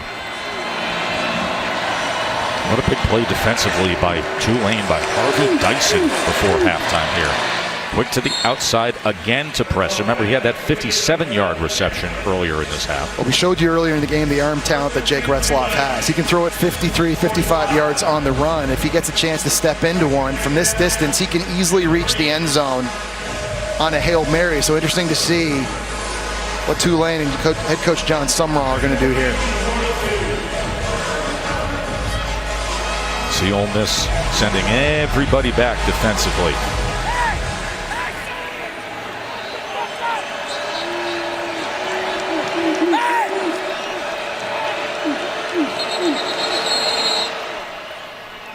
And a timeout will be used by Tulane.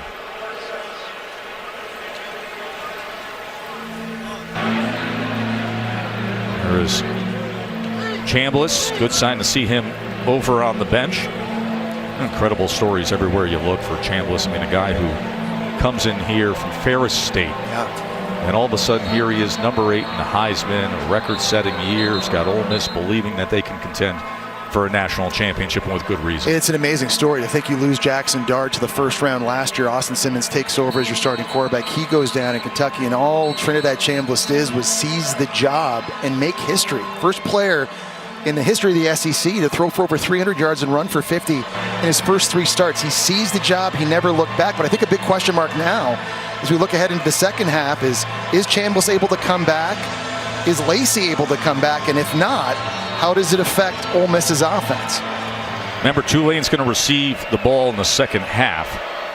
Braxton, Ryan, and Banks, the defensive backs for Ole Miss, are literally with their heels on the goal line as they're going to go underneath. They were looking for the razzle-dazzle, but that's going to get us to halftime on this picturesque day here in Oxford, Mississippi, not far from the Grove. You can almost smell John Currance's gumbo from here. 17-3 Ole Miss after that red-hot start. As you see the navy and red stripes of Vaught Hemingway. Quint. Coach, how did you bounce back after falling behind 14-0? We just caught up to the speed of the game. They're a fast team. We looked really slow early. We caught up a little bit. You did. Swing things over to Katie George, who's with Pete Golding. Thanks, Quint. Pete, two of your star players get injured and then you fumble. How would you describe the last few minutes of this half? Obviously not ideal, but we got to battle back. You know, next guy up, we talked about this. We're counting on a lot of guys that hadn't had the opportunity yet. That's why you prepare, and they got to be ready to go. Did you get an update yet on Lacey or Chambliss? I have not. We'll do that at halftime. Okay, thank you. Appreciate it. His first game as a head coach, and he's going to need that update on his star quarterback who looks fine over on the sideline, but we'll get a report. And then Kewan Lacey, the second-team All-American running back. It's 17-3 to see who advances to the Sugar Bowl. Mercedes-Benz halftime report is coming your way.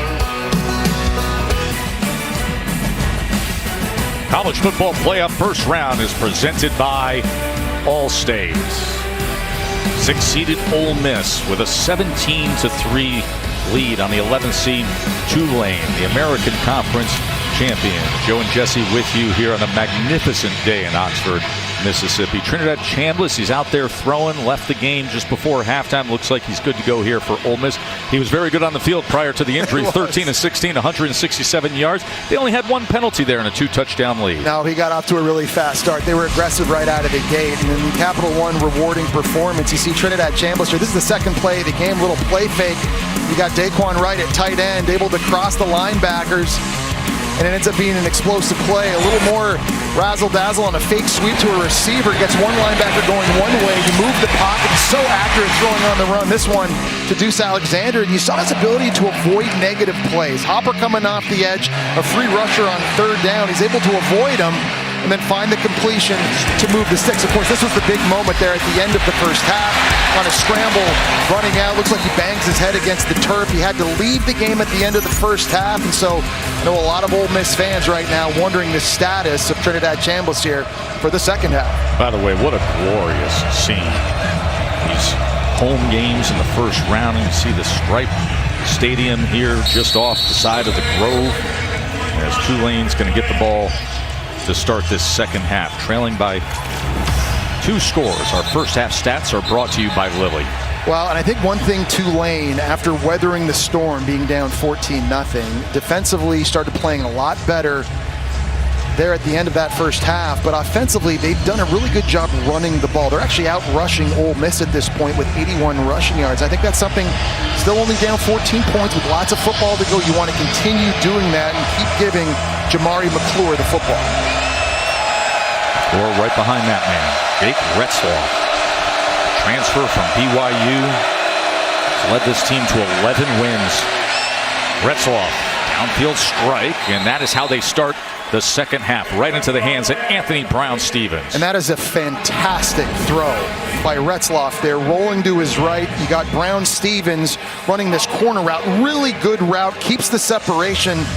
We've seen some more outstanding route running on the perimeter, and I think these receivers have done a much better job than they did earlier in September when these two teams played at creating that separation and giving Retzlaff a place to go with the ball. 21-yard reception to open up the second half. McClure now on the ground.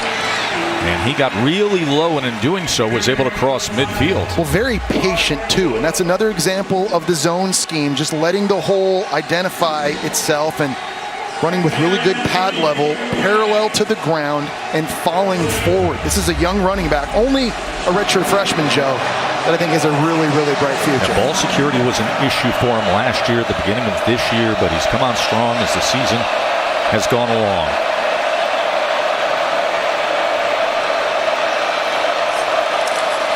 Second and 3.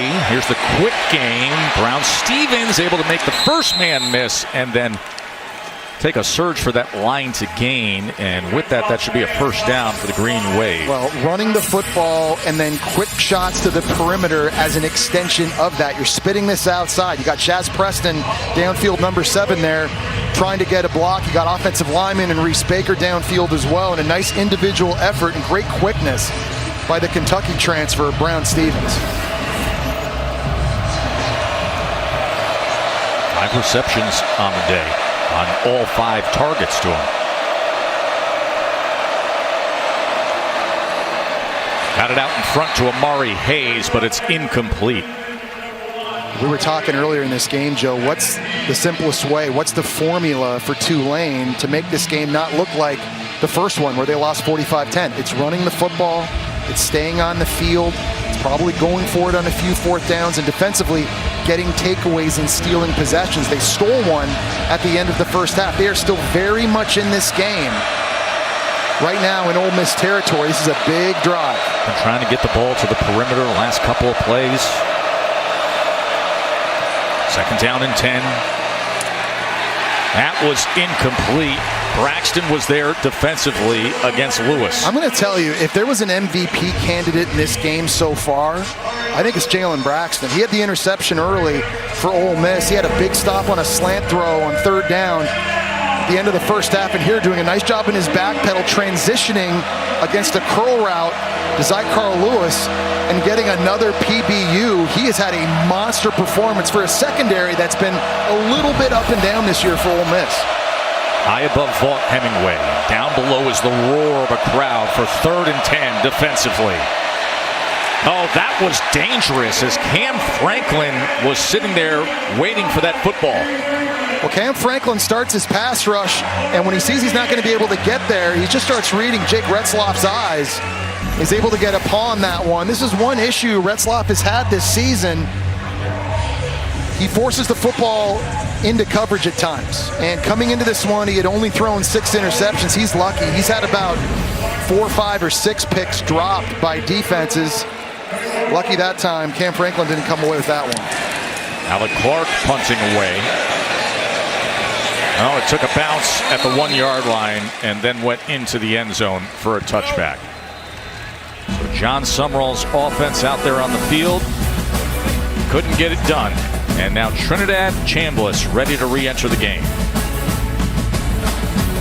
Good news for Ole Miss here in Oxford. Trinidad Chambliss was checked for concussion during halftime after he hit his head. He's been returned to play. He's been able to return and play in this game. And then for Kewan Lacey, they offered him a harness for his left shoulder. He turned it down. He said he's good to go. Both guys back in, guys. Okay, appreciate the effort there, Katie, to get the updates on both Chambliss and Lacey. The 2 stars of this sensational offense for Ole Miss.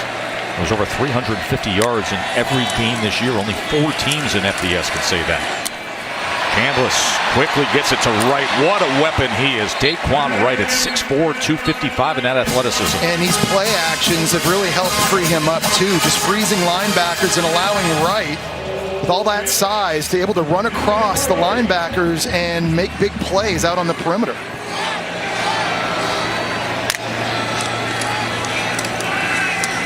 Quick strike and just connecting with Trey Wallace as he burst ahead past midfield. Another first down. Well, there was a lot of big plays early in this game. In fact, their first 5 plays all went for over 20 yards. They haven't had one since, so they're trying to get that explosive playmaking back now and being very aggressive here to start the second half. A couple throws from Chambliss. Had 16-yard reception moments ago. Stribling. Look at the balance as he tiptoes down the sideline before Chinchu knocks him out of bounds. It's amazing. Every time they throw a hitch route outside, Tulane hasn't been able to make a clean tackle. This time it's Shine at corner just trying to push him, but Stribling is a very strong runner at 6'2", 210 pounds. Had a couple touchdown catches in the Egg Bowl back on November 29th. A win against Mississippi State.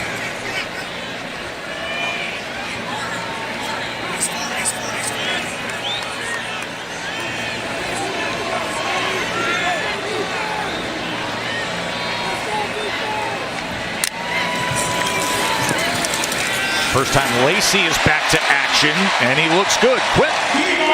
John Summerall's primary concern coming out of the locker room at halftime was tackling on defense. The perimeter tackling in space has been basically questionable the entire game. It's an issue that he says his guys just lack the size of these Ole Miss receivers. See Kewan Lacey dragging defenders. Quint ahead for another first down. That was Shine who went for a ride. And Quint, there is some good news for Tulane's defense because at linebacker, Chris Rogers and Sam Howard both got hurt at the end of the first half. They're both back on the field for Tulane's defense. So a lot of leadership, and those guys pretty short tacklers. Chris Rogers there, first down. Lacey trying to bounce it, gives a stiff arm, but is tripped up that time by Kevin Adams. This is kind of that red zone area where oftentimes Trinidad Chambliss' legs become a factor. So dangerous when he decides to tuck it and run. His first 5 yards are just so explosive with quickness. And right now in an empty set trying to spread Tulane out, you wonder if there's a crease or Chambliss sees something, he takes off.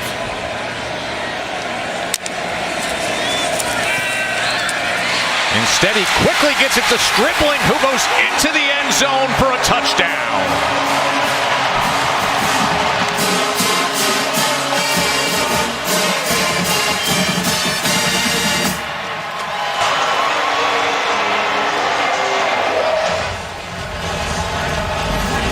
And this is a great decision this time by Chambliss because you got the linebacker blitzing hot, Sam Howard, and that's the answer against the pressure. It's coming right here. It's going to be Stribling on the out route. Chambliss and his wideout on the same page.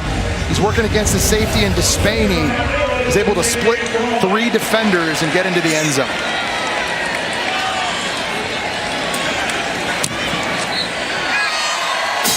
Ole Miss with Trinidad Chambliss and Kewan Lacey back in the game, and then it's Dejon Stribling. And all that skill and speed, and a 24-3 lead. Of Oxford, where aerial coverage is brought to you by Goodyear. Legends aren't born, they are proven. This is a record crowd here at Vaught Hemingway Stadium. College football playoff first round right here on TNT. 68,251. Of course, many of these faithful know what has happened in recent years. All the wins, yet no college football playoff appearances. 3 straight 10-win seasons. No other team that hasn't made the college football playoff can say that. And then this year, the 11 wins. Just that heartbreaking fourth quarter loss at Georgia. Lane Kiffin, of course, leads to LSU. And you framed it earlier, no Lane against Tulane. Pete Golding leading the way. This team looks good. And there was a big distraction, obviously, these last several weeks without Lane Kiffin moving to LSU. And I think you wondered how that was going to affect this football team. I think the best thing Pete Golding did is he just kept everything the same. The same practice routine, it's the same people calling plays, it's the same schemes. As we know, for players, oftentimes they're just creatures of habit. Right. It was a massive distraction. The best way to fight that is just get back on the field playing football. And you got Golden calling the defense, Charlie Weiss Jr. is calling the offense. They're doing everything the same way they used to. And so far, the product on the field looks the same. And I'll say this, the venom and emotion of the fans and many of the locals and those who have been around the program over what happened to Lane Kiffin, that is not the tone that you had inside the building with the players and coaches. They were hyper locked in on simply readying themselves for the college football playoff. And you got to give this coaching staff obviously a ton of credit as well, but there's a lot of leadership in that locker room helping these guys get dialed in on what's important, and that's making a run for a national championship.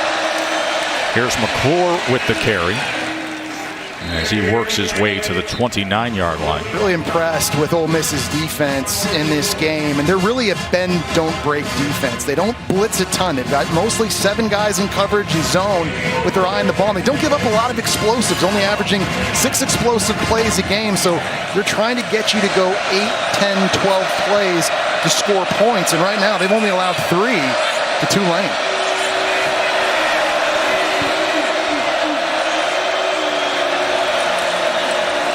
McClure on 2nd and 6, and that is a tackle for a loss.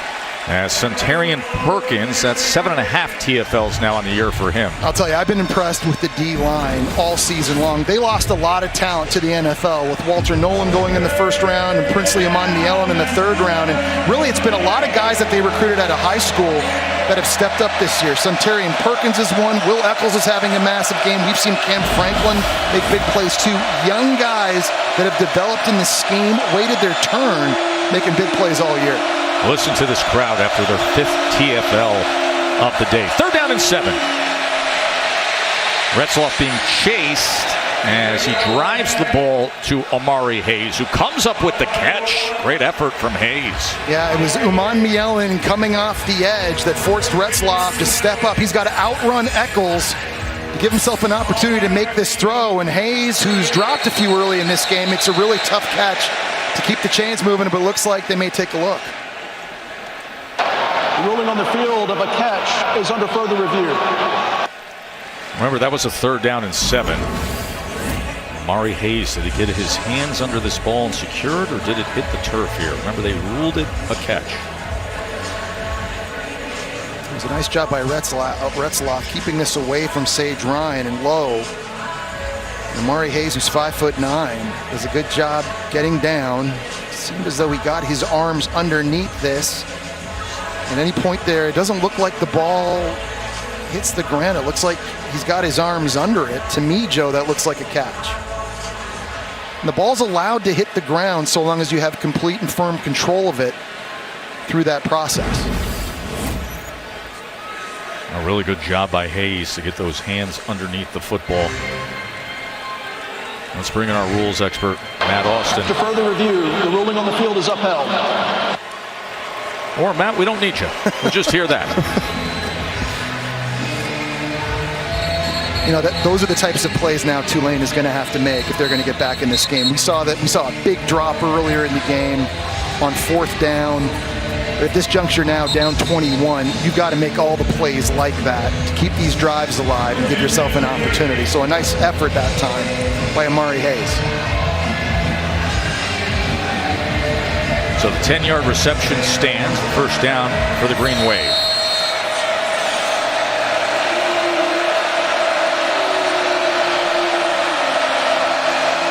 Retzloff as they drop 8 into coverage, and it's incomplete. As trying to get his hand on it was Justin Reed. Just as I was saying, you got to make those types of catches. That's one Justin Reed has got to be able to make. And there's a lot of traffic over the middle of the field, obviously. The Southern Miss tight end is a big body. He's running right into the linebacker, Taj Chambers, but this is a catch that Reed should make.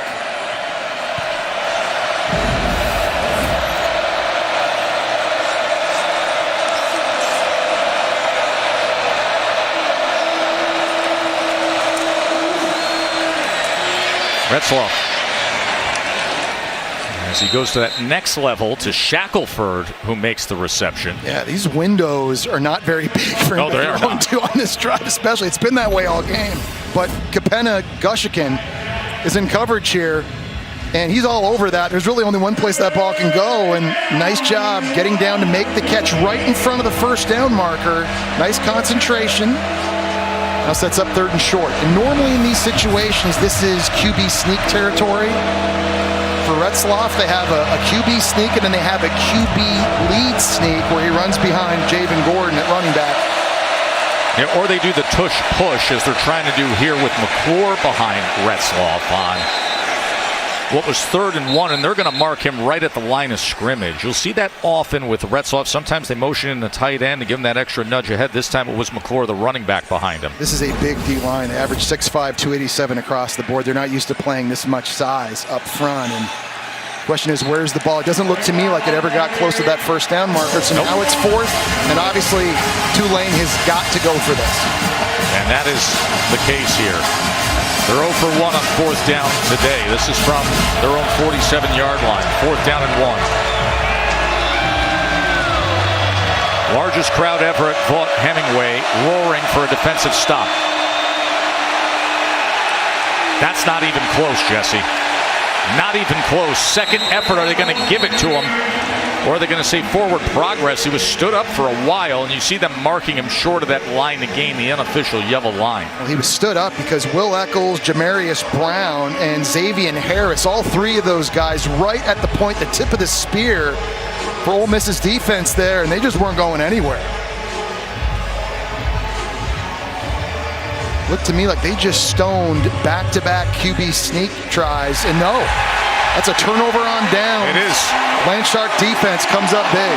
Will Eccles, Jan Brown, and the rest of that Rebels front does their job. A turnover on downs, a 4th down stop here in the 3rd quarter, up by 21 points trying to get to the Sugar Bowl.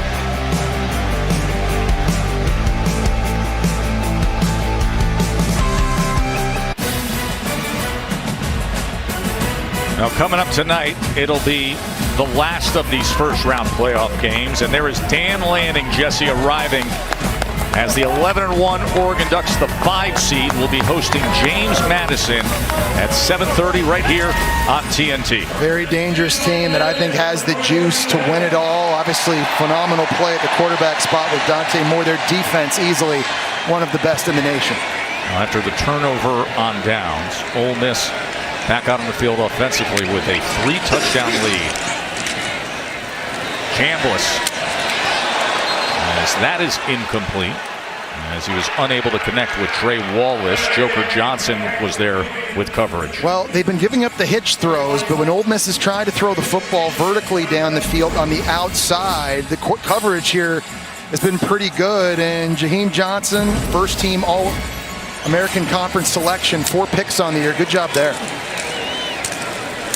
Here is Alexander, and Deuce Alexander is shoved out of bounds that time by Isaiah Wadsworth. Well, the 3rd downs all season long for Ole Miss, they only average 6 yards to go. That's 10th best in the country, and it's because of really good play calls like that. We've seen that all game long. If there's access outside, they take the hitch throw. That's a give me 5 yards. And it makes this situation just so much more manageable now for Trinidad Chambliss.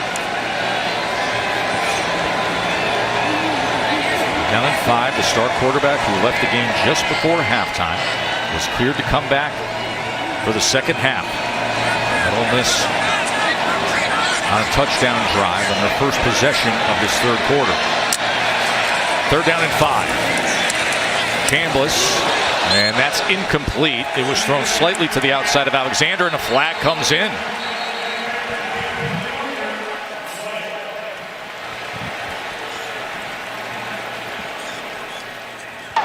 Pass interference, defense, number 8. Ball be placed in the spot of the foul. Automatic 1st down. They just have not had an answer for these hitch throws outside. That time, Isaiah Wadsworth, the transfer from Wofford, was getting too much jersey on Deuce Alexander. I don't know. At some point, if you're Tulane and D-coordinator Greg Gasparotto, do you feel confident enough pressing those corners against all that speed and athleticism outside? That was batted down. There's Cam Hamilton, a 6'4" defensive end, right in the face of Trinidad Chambliss after the pass interference of Wadsworth getting too much jersey. Well, it's a good job that time of Hamilton, and he's a big defensive end at 292 pounds. He knows he's not going to get home, so he's just watching Chambliss and gets the big paws up. By the way, I'll add the too much jersey of the traditional navy and red, the same combination they wore when they beat Tulane back in September. I like the traditional look, getting away from the powder blue of the recent era. Chambliss, incomplete. That was thrown high, looking for Watkins. Well, that was thrown high. That was also thrown into triple coverage, and he's only thrown 3 interceptions on the year because he avoids bad decisions like that. This is a Tulane defense that's picked off 15 passes this year. That leads the American Conference, and Chambliss lucky that wasn't number 16.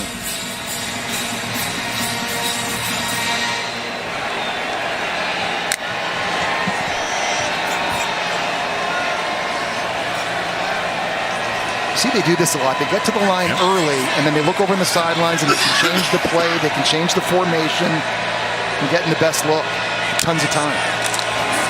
3rd down and 10. Chambliss to Wallace, but he is wrapped up immediately. Joker Johnson and White combining on the tackle. So they always go fast. They get set up at the line of scrimmage. Chambliss looks over to the sideline. You got the tight end, the running back, receivers all looking as well. They're able to move things around based on the picture the defense is giving them. Then get in position to run a play. For the first time, they were able to make a tackle on the perimeter on those hitch throws. Lucas Carnero on to attempt the field goal. He hit from 42 earlier, this from 48. It's been excellent this year. 23 of 26.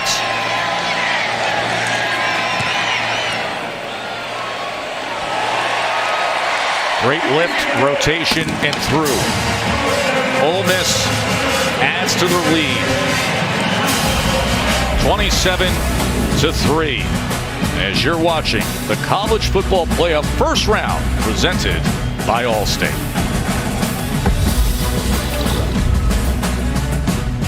Want to talk football with a friend? Just tell Siri. Call Jesse on speakerphone. Oh, I got issues with the spelling of Jesse right there. It is my all-time pet peeve. Oh, boy. There's a certain coffee place that started in Seattle. When I get my coffees from there, there have been double E-E-Y, double I-I-Y. Come on now. It makes no sense. There's only one way to spell Jesse. Everybody knows that. Hey, listen to this. South Florida guys here. We could do this. NHL Winter Classic. It's in Miami. Rangers, Panthers, January 2nd. 7 p.m. on TNT, True TV, HBO Max. Crush some stone crabs. Bring your floaty flamingo? Yeah, I'm in. And, of course, college basketball's biggest stage returns this spring. The men's Final Four on TBS, April 4th and 6th. Catch the entire NCAA March Madness men's tournament 17th through April 6th on TBS, CBS, TNT, and True TV. We are turning the corner for a special 2026 of sports. Gordon tries to muscle his way ahead. Now, Tulane's had an outstanding season, winning the American, and then they had Ole Miss back in September. They have Ole Miss today, and you see the comparison. Yeah, listen, and listen, they beat Duke, who obviously ended up winning the ACC. They've beaten 2 Power 4 teams this year, the only Group of 5 team to do that, but it's been a little bit of a different story, facing the talent and also facing the depth of Ole Miss. They haven't beaten a ranked SEC team since 1984. It's a long stretch for the Green Wave. Retzloff able to connect here with Mamahat. Garrett Mamahat takes it ahead for a good gain, forced out by Gushikin. And that was a coverage bust that time by Ole Miss on the back end. They had 2 defenders running with an in-breaking route from Anthony Brown-Stevens, and that allowed Mamahat on the out-breaking route to gain extra yards. Coverage busts were a problem for Ole Miss in their loss against Georgia, and something they've done a pretty good job cleaning up. Retzloff's going to take a shot downfield and wide open, but overthrows the intended target of Anthony Brown-Stevens. Well, I think that's 2 coverage busts in a row by Ole Miss here in the back end. You got a play fake, and there's a little bit of a double move, and everybody's got their eyes back in the backfield. TJ Banks, number 7, just peeking, and that's a throw that Retzloff wishes he had back. A little bit of undisciplined play here in the secondary for Ole Miss these last 2 snaps.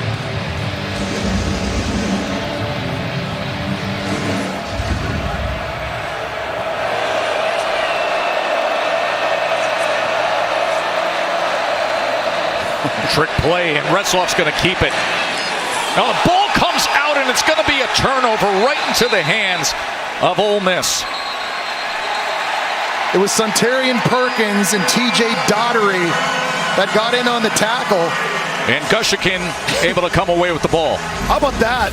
It's a little meeting in the backfield between these 3. Who has the ball? It ends up being the quarterback who just runs it upfield. Rolling on the field is a fumble recovered by the defense. Holding offense number 56. That penalty is declined. First down, Ole Miss. I think one of the biggest issues Ole Miss has had all season was they weren't able to get enough takeaways, but good job there by Perkins getting his helmet right on the football. Retzloff cops it up right into the hands of Gushikin for a defense that only had 10 takeaways. That was tied for 113th this season. They've been able to take it away in this one. Pete Golding, of course, the new head coach, but also calling and managing the defense. And the turnover gives the ball back to the Rebels. The 24-point lead. Chambliss, good ball and a good connection as he has Deuce Alexander It's amazing, Joe. There really isn't a go-to guy necessarily in the passing attack for Ole Miss. They've got a lot of dudes that can win one-on-one outside, whether it's Stribling or Wallace or Alexander, Caden Lee, Daquan Wright. Makes it so hard as a defense to know who to double. As you said, to pick your poison with them. How do you defend them? What do you come up with for a defense in a spot like this? Caleb Odom. I think a good thing, too, is that normally Trinidad Chambliss doesn't predetermine where he's going to throw the football based on the pre-snap look. He does a very good job of just letting coverage dictate who's going to get the football. And they've got 5 different guys with over 400 receiving yards, one of 3 offenses in the country. You know, I think Katie turned to him the other day and said, how have you improved? He says, my football IQ has grown so much this past year, and really credits the offensive coaches. Feels like his understanding of game management also has gone up. And you see the fight from Lacey on 2nd down and 4. TJ Smith with the tackle. He's such a strong runner. We talk about leading the nation in forced missed tackles, but he's a guy that just plays with really good pad level. He's kind of a tall, lean, lengthy running back, but runs really, really hard. Here's the direct snap to Lacey as he will have the first down for the Rebels. And that's a good example of what Katie was talking about earlier, a vertical cut. Oftentimes when running backs cut, you see him grabbing that left shoulder that he hurt earlier in the game. When they cut normally, they cut east-west. Watch when he puts his foot in the ground right here. He's going upfield. And all that momentum's driving forward. Obviously, 3 defenders land on top of him. Certainly hope he's okay. Logan Diggs re-enters the game. As you saw Lacey favoring that shoulder after that play. Chambliss on first down. Checks down to Diggs. Nice spin move by Logan Diggs. All the way down to the 12-yard line. Well, it's good to see Logan Diggs making a big play like that. Missed all of last year with an ACL injury that he suffered in the bowl game for LSU at the end of the 2023 season. One-on-one, he's working that time against Kevin Adams. Gives him the little circle button. And Lacey comes out, and they get another big play from their backup running back. Man.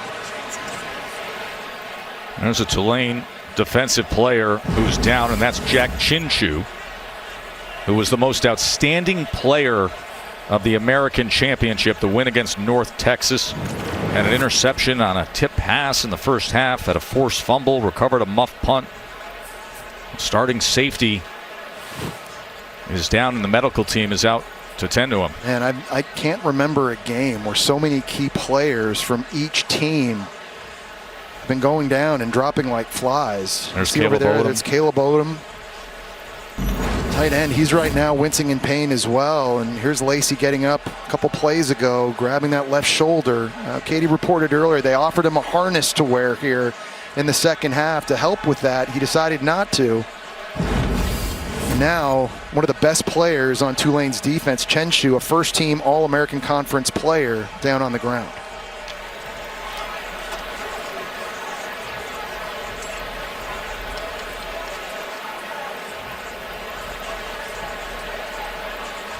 Well, tough day for the Tulane defense, of course, against this talented Ole Miss offense. The transition, of course, with the coaching staff and Pete Golding, the defensive guy, and you retain the players on defense. We'll see what this roster looks like as they move forward. Of course, so much business still to be done, but it'd be interesting moving forward to see what this Ole Miss offense looks like under Pete Golding. He's bringing in John David Baker as the next offensive coordinator, who was part of this program in recent years. I think there's a lot of pressure on him to make sure he gets this hire right, and you're trying to replace the mind of Lane Kiffin. John David Baker has had tremendous success this season at East Carolina, in control of one of the most explosive offenses in the country. They were top 15, and he's a guy you mentioned, Joe. He'd been here in this offense for 3 years under Lane Kiffin, knows the system. He's going to run the same system next year with some tweaks, but one thing I know about fan bases, when they're used to scoring points, they never want to stop. Right. And they obviously have a standard here after Lane Kiffin.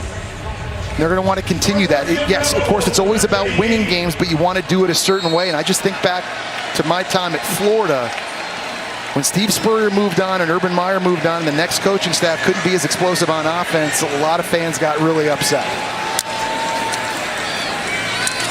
Here's Chambliss on the quarterback run, gets a stiff arm and then bounces ahead to the outside for a couple of yards. Gave that stiff arm to Joshua Moore. Well, it's just amazing. I think one of the best things Chambliss does, Joe, is he avoids negative plays. We get enamored with the arm and the speed, but he easily could have been tackled in the backfield there. He's only been sacked 12 times this season. We mentioned earlier he's only thrown 3 picks on the year, too.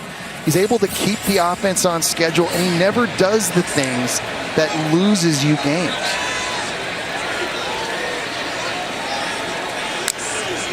Final minute of this third quarter. Chambliss. And it's going to be first and goal after the reception by Caden Lee. It's hitch routes outside, and it's the slot routes running these quick sticks and finding the soft spots in zone coverage. That's where they've been attacking in the quick passing game, and it has paid major dividends. This Ole Miss offense, as you see in Kejuan Lacey, in obvious pain, leaving the field. Final seconds here of the third quarter as Ole Miss is going to be thinking about a trip down to New Orleans in 15 minutes. What a scene it is here in Oxford today. The college football playoff here in this picturesque town. And it's been all Rebels. Fourth quarter when we return right here on TNT. We're on the sidelines with Pete Golden. Pete, you're a quarter away from advancing to the Sugar Bowl. What are you pleased most with in your team's play right now? Just the way they responded out of halftime. You know, we didn't play our best football in the first half. Came out, did better on base downs, as we talked about, getting ahead of the sticks on offense and putting them behind the sticks, and created some turnovers on defense, not based on execution but effort, but still got some clean football to play. Thanks, Pete. Appreciate it. His first game as a head coach, and the atmosphere just before this fourth quarter, indescribable with a record crowd of 68,251. The fireworks, the drone show, the laser light show, and now this offense looking to add to the scoreboard. Logan Diggs trying to power ahead, and he does. Set him off, light it up. It's party time at the Grove.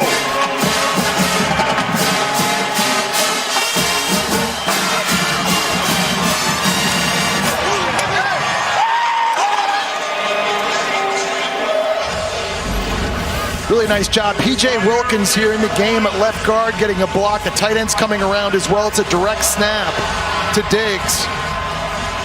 Nice job being patient, letting the block set themselves up, and a big, strong runner at 6 feet, 220 pounds, dropping those pads, driving the legs, and hitting pay dirt.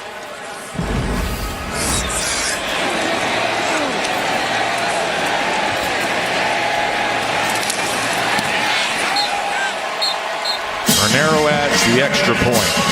They've waited a long time to be a playoff team with all the success they've had, and they're enjoying every moment of it. There are the drones, Jesse. You saw a lot of different stuff. You and I were in here. We had our phones out trying to record everything. There was a Rebels. There was an Ole Miss thing. We had a pom-pom that was actually moving and in motion. Really, really cool scene here in Oxford, and I'm sure there's going to be a very cool scene after the game down in the as well. I think there could be some adult hydration going on down at the square tonight, whether it's City Grocery or Snack Bar. It's going to be a good time out.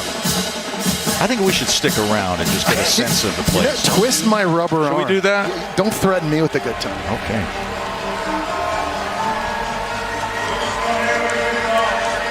Logan Diggs in for Kejuan Lacey.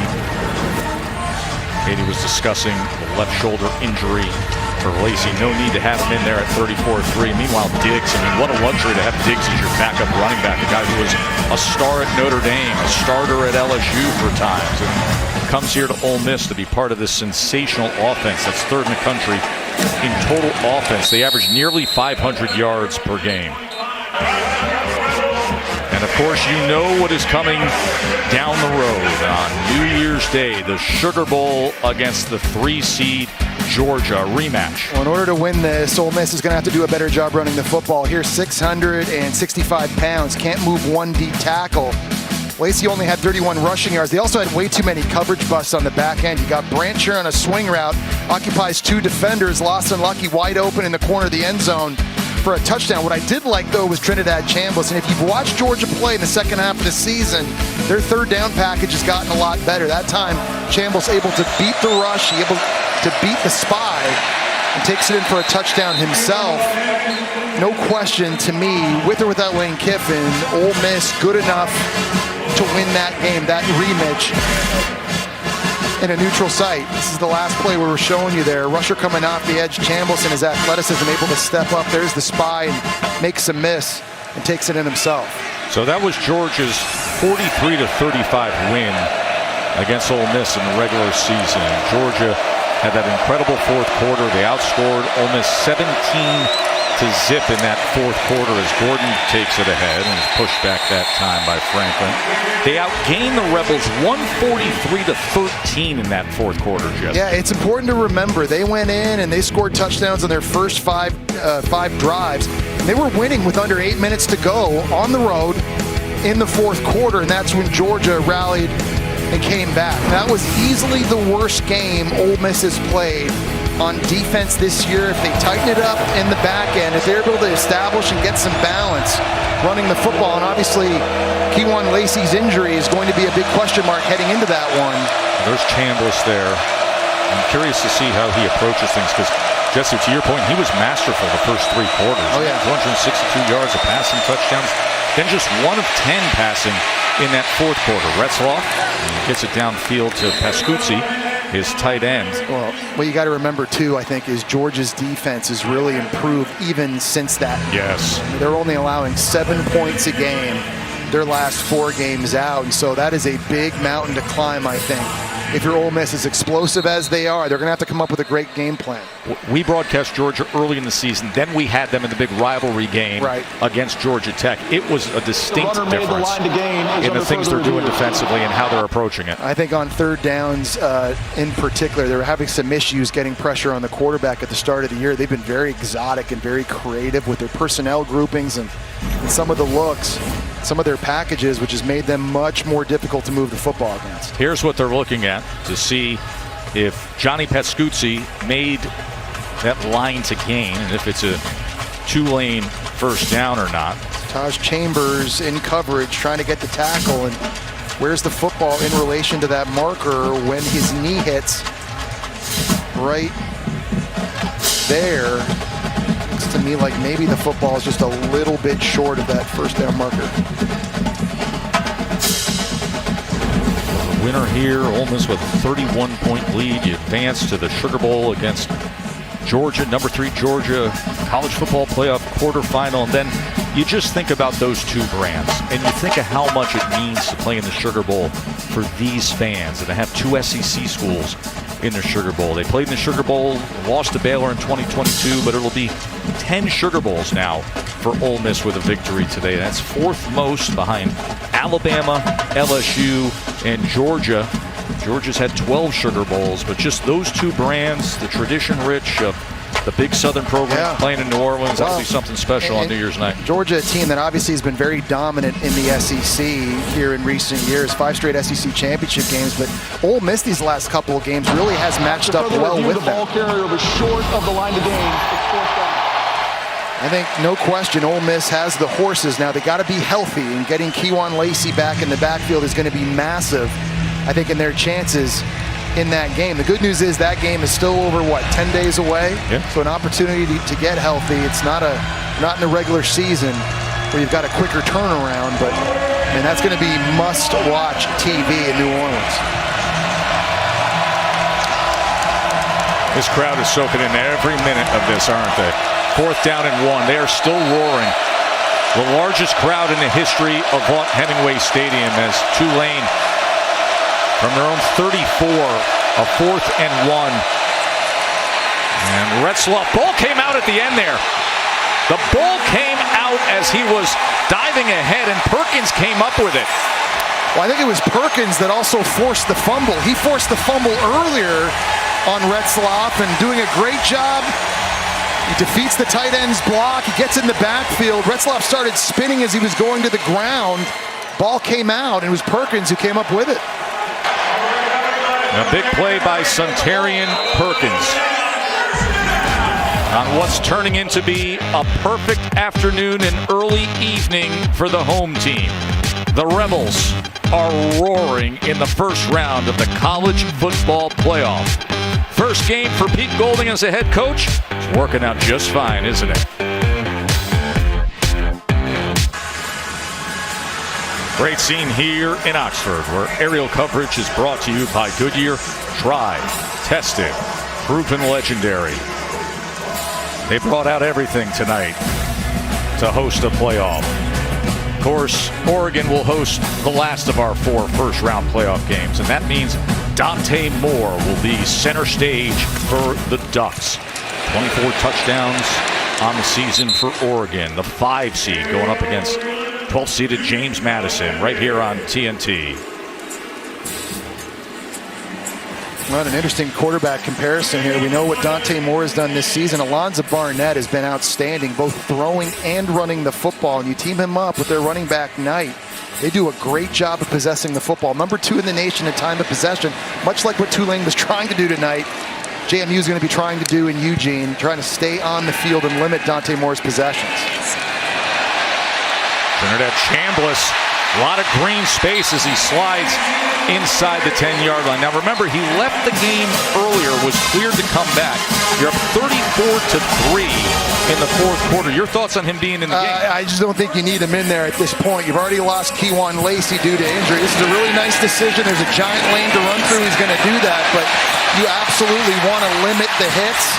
Great job by him getting down and sliding here, but I'd be very careful with the play calling at this point if you're Charlie Weiss Jr. and Ole Miss, just to limit the damage on Trinidad Chambliss. Logan Diggs made a couple of defenders miss and then drags 2 ahead to the 7-yard line. You'd obviously expect at this time now, with under 12 minutes to go, you got a 31-point lead, probably not going as fast. From a tempo standpoint, going to slow everything way down and just try and run the football. As Pete Golding looks on, really impressed with the energy his team came to the ballpark with today in his first game as head coach. Not an easy situation to step into to manage in recent weeks after all the turmoil and doubt as to what was happening here. He made it a players first mentality, and it has paid off as Diggs runs into an offensive lineman in front of him. Well, that time it was Mo Westmoreland, the transfer from UTEP, just completely stoning. It was Luke Haas, tight end. And Logan Diggs ran right into him. This D-line, you know, they've had their hands full with a much bigger offensive line from Ole Miss. And 2 sacks on the day. They're still out there competing. This has been the strength for Tulane all season long. Still making plays here late.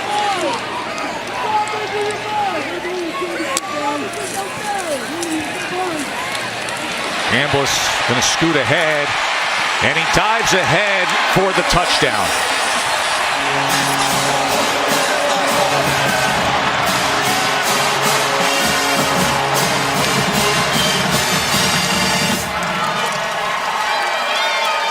Seven straight games with over 30 points for Ole Miss. That's the longest streak in program history. Well, it's a really nice individual effort. And we talked about his first 5 yards and how fast he is and how quick he is and explosive. He just shoots through that gap, and a great individual effort getting over the end zone. But you've got to have lane integrity when you're rushing, and this is where he runs through, and he's able to outrun Sam Howard. I'm sure Georgia watching this game right now, and something that their coaching staff is going to be reminding their players in pass rush against this guy. Everybody has got to stay in their gaps. You have to do your assignment. It's been a special season for Trinidad Chambliss. What a scene here in Oxford. 41-3. College football playoff first round is presented by Allstate. You're in good hands. You know, it wasn't long ago that assistant coach Charlie Weiss Jr. found the X.com page of Trinidad Chambliss with the highlights and the contact info and said, there's this young quarterback who's winning a Division II national championship. Came here to Oxford, got the opportunity to be the starter week 3, and he's been sensational. coaches talk about how he's just a sponge and he's always looking for an edge. You see him talking to Joe Judge there, going over the plays on the drive, and he's just always looking for coaching points and things that he can focus on and digest and process. And he's just gotten better each and every game.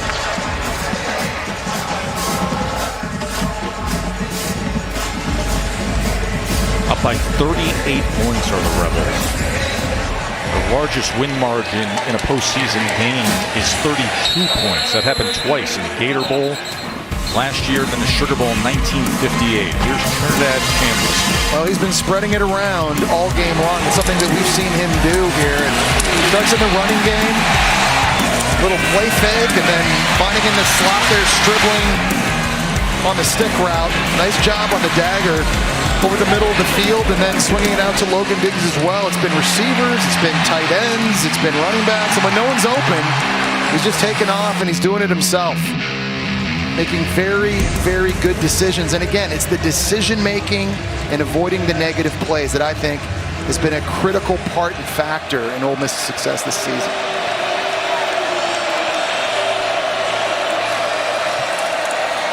Retzloff trying to finish strong here, right to the wire as he finds a diving effort from Amari Hayes. Retzloff began his career in junior college, transferred to BYU, found success there. There was a suspension and the issue there and forced him to transfer. Found a home at Tulane, led him to the American Championship against North Texas. Tough, gritty veteran quarterback with 11 wins this season for the Green Wave. That's a great point, Joe, and I don't think this game should take away from, I think, one of the better stories in college football this year. Has to withdraw from BYU, days later enrolls at Tulane, just days before training camp, and really quickly had to learn the offense, had to establish himself as a leader, and here he is quarterbacking his team in the college football playoff. 2nd and 6. Retzloff, as he gets it complete for a first down. And it's Brown Stevens who has been one of his favorite targets today. And I'll show you the path that he's taken because it is a curious route for Retzloff to find success here from Golden West Community College. Then he goes to Riverside Community College. So he was the #1 JUCO quarterback who then lands at BYU. And this year, tons of success with the Green Wave. Here's the trick play as Hayes tried to throw it back to Retzloff, but it was denied by Graham, the true freshman.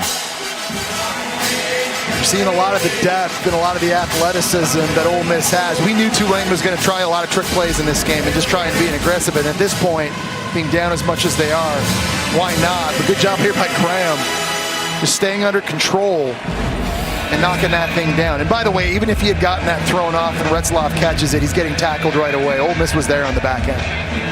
Saw Retzloff also on a kickoff return formation where they faked a throwback to him. Seen a few trick plays attempted today by Tulane. John Sumrall, of course, will be bringing all his success to Gainesville as the next head coach at Florida. By the way, a couple of amazing coordinator hires by Sumrall with the Gators. That's the thing that I think has been most impressive is you're going out and you're getting a stalwart on D coordinator in Brad White, who's had a lot of success coordinating at Kentucky, and then in my opinion, one of the best offensive coordinators in the country, and Buster Faulkner coming over from Georgia Tech. He's done an outstanding job building his staff in Gainesville. And he's done an outstanding job of staying the course, of being loyal to his team here with Tulane, of seeing things through with a unique situation. Obviously, Preston with the catch there, but this is what the new Florida staff with John Sumrall is going to look like. I mean, that's an all-star team. No question. Right there. And one thing you got to remember with John Sumrall is all this guy has done as a head coach is win. 2 years as a head coach at Troy, goes to the conference championship game both years, 2 years at Tulane, conference championship game both years as well. Finds a way to motivate his guys, but no question, delegating and getting the staff right, he's been hitting home runs. Retzloff puts it in the ground there on first down. So double duties for him, but we talk about the commitment that he made of seeing things through. He says, I got 2 phones, 2 jobs, 2 hours of sleep. That's the truth. And very generous, and also giving $100,000 to the NIL fund, so that Tulane can help maintain the success that he has been a part of. 43 years old, going to be the new head coach for the Florida Gators.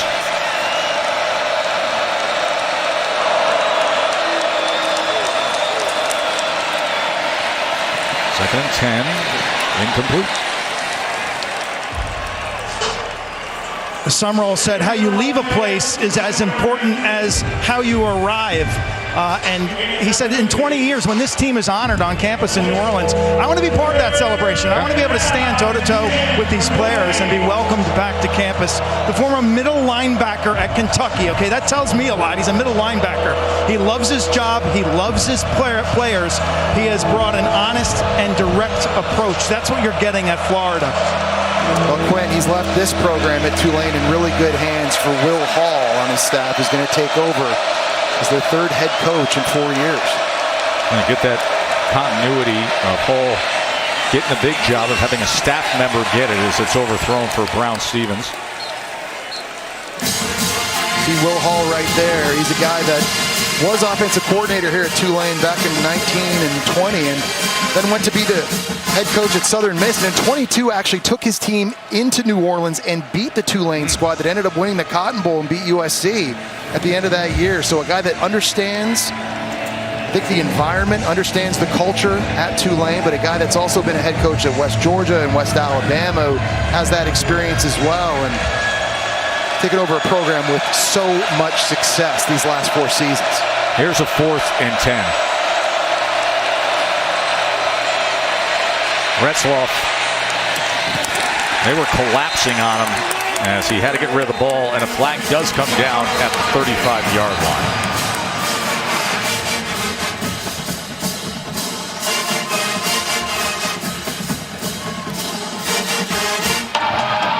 Holding offense, number 76. Penalty is declined. Result of the play is a turnover on downs. First down, Ole Miss. Derek Graham at left tackle, getting the hold on the perimeter. It's going to be Ole Miss taking back over. Joe, it has been dominant. Both sides of the ball. And Pete Golding's first game as their new head coach.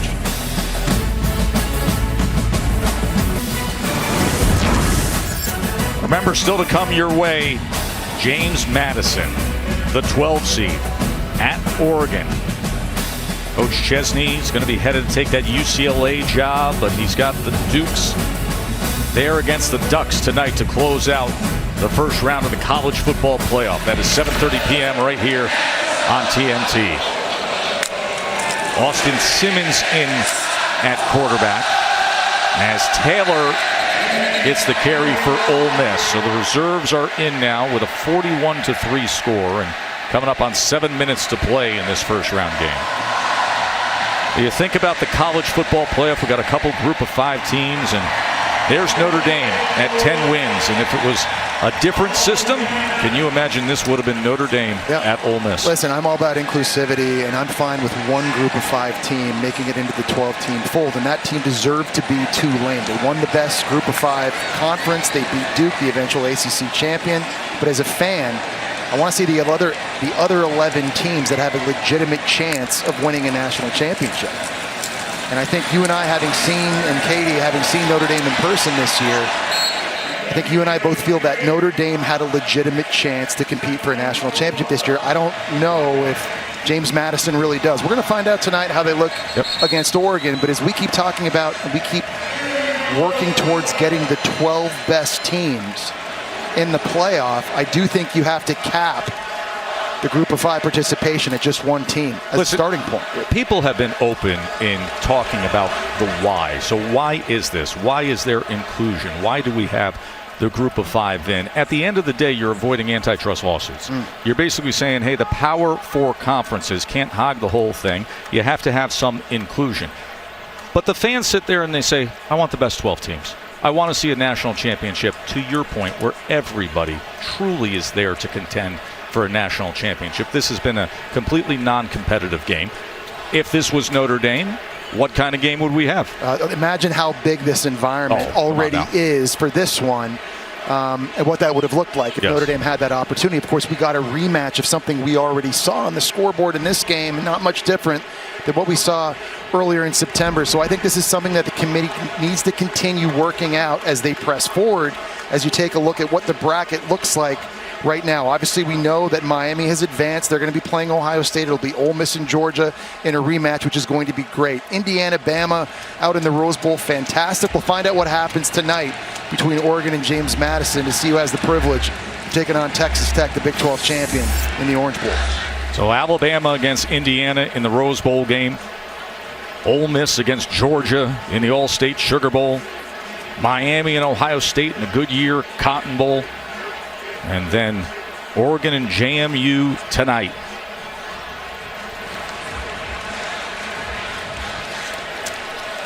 And Sam Howard, the linebacker for Tulane, who second time that the medical team has been out to check on him. Well, he's an incredibly tough player. We documented, you heard from Quint earlier in the game, where he broke a fibula earlier in the season against East Carolina, and 2 games later was playing against Memphis. He goes in and extend the tackle to Chris Rogers. He comes off the sideline. He's a captain, and you can see the respect his teammates have for him. You can also hear this record crowd here at Vaught Hemingway Stadium that was just chanting. And what they were chanting, Jesse, was Pete, Pete, Pete, as in their new head coach, Pete Golding. There's a lot of excitement for him. And he's a Mississippi guy, right? Played and coached at Delta State. I got to say, I love the hire because of his familiarity, not just with this school and this program, but I think also within the SEC and within the state of Mississippi. Katie, in hanging out with him, he has taken the correct approach. Yeah, he has, Tess. He also said when Lane Kiffin came to him a little bit ago and said, hey, we're going to go here and leave, Golding said, no, we're not. I'm not leaving. I came here for a certain reason, and I'm not going to leave this place. And that loyalty has gained him a lot of respect from not only his players, but certainly this fan base. And we've seen it throughout the course of this evening, guys. And Katie, how about when he turned to us the other day? He said, I told the team I wanted to finish out any championship opportunity. Asked the players. He said, yeah, we want you to do that.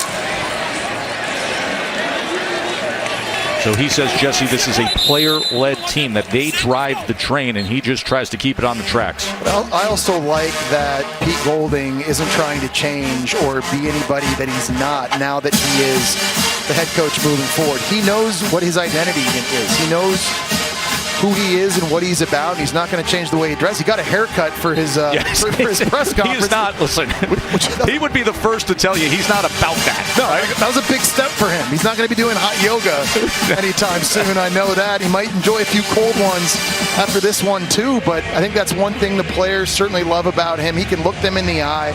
They know what he's about. They know what they're going to get, and that's so important at this juncture of the season in the playoff.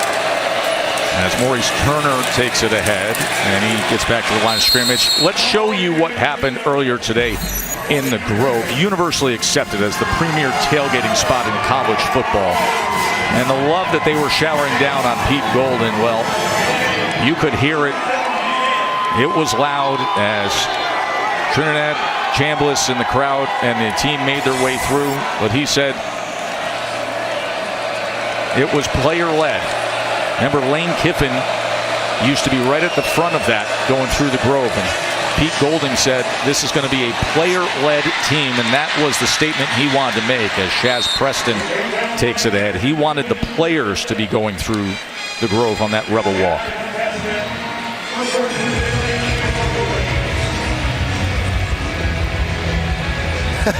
There it is. That's what his hair looked like before now, the introductory press conference. Just by taking the shot of these 3 guys wearing the Pete Golding hair and visor, that come next spring, probably come the Sugar Bowl, you are going to see thousands of those.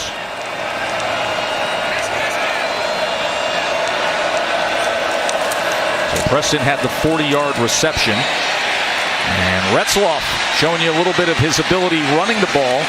as he takes it ahead for a first down here, under 5 minutes to play in this first-round college football playoff game. Well, I think if you're John Sumrall, the head coach at Tulane, you're watching the last several minutes here as head coach of this program. It's good to see your guys still out there competing.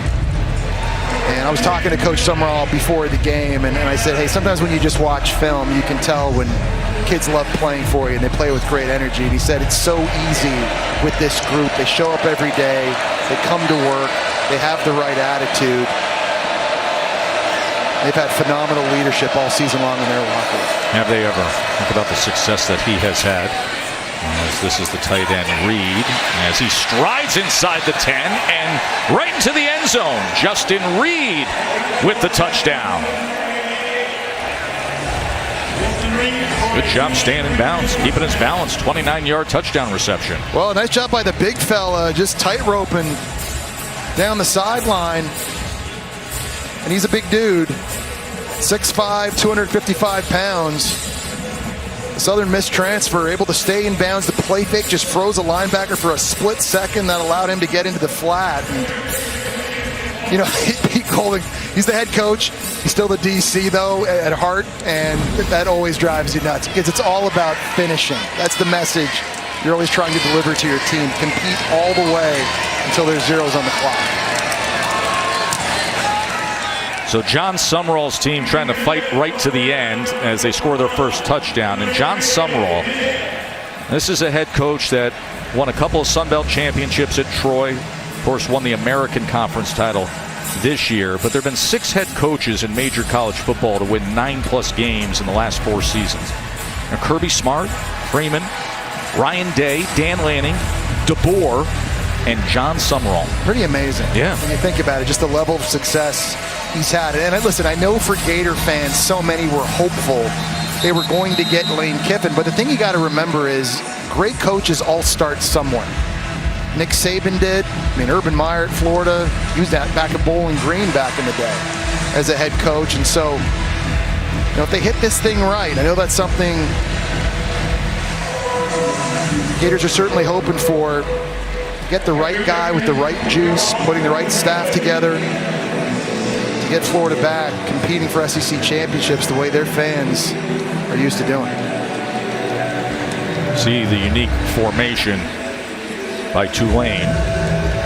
It's Patrick Durkin. See if we get the onside attempt off of this before they split out. They talked about having everything in the bag in special teams this week. But he does kick away here with this 41-10 score. Sugar Bowl awaits a rematch of what happened with Georgia and Ole Miss on October 18th. Anticipated top 10 battle between the hedges. Breaking free. Dribbling in a foot race. Down the sideline. An electric touchdown. Ole Miss. Tucked in end zone. Caught. Touchdown. Hat trick. Lawson Lucky. The most resilient team in college football. It's the Dogs' day. Lawson Lucky had 3 touchdown receptions in that game. It was 43-35. Ole Miss led for over 34 minutes. They had a 35-26 lead in the fourth quarter, Jesse. One thing I know, Pete Golding and this defensive staff, they're going to grind on their guys. They're going to spend a lot of time watching that film because they had a lot of self-inflicted wounds in that game. Great matchup as Hartrip has the reception. Will be coming your way on New Year's Day night. And the way things shape up for that New Year's Day, man, oh man, is that going to be a special day of football. I just think for Ole Miss, everyone's going to be kind of paying attention to Kejuan Lacey and sort of his status going into that one. I think it's going to be really hard for Ole Miss to move the ball consistently against Georgia. If they're having to throw it virtually each and every play, they've got to be able to have the bounce. That first game they did not, and when they had the lead late in the game and wanted to run it, they just couldn't get it done. Lacey, again, only had 31 rushing yards in that one, so obviously it's more important at this point to make sure he's back healthy. Damian Taylor with the carry. So this will close out what has been an exceptional streak of home games for Ole Miss. 9-0 at home this season with this win. Most home wins in a season in program history. This place Vaught Hemingway Stadium opened in 1915, but the scene here today has been so different than just the sleepy little southern town that everybody thinks of with Oxford, Mississippi, of famed writers like Faulkner and Grisham and the city square. This has been drones and laser shows and fireworks and a high-powered offense of a celebration of the college football playoff. They're down in 4. Austin Simmons, as he slides down short of that line to gain. Rogers was there to make the tackle.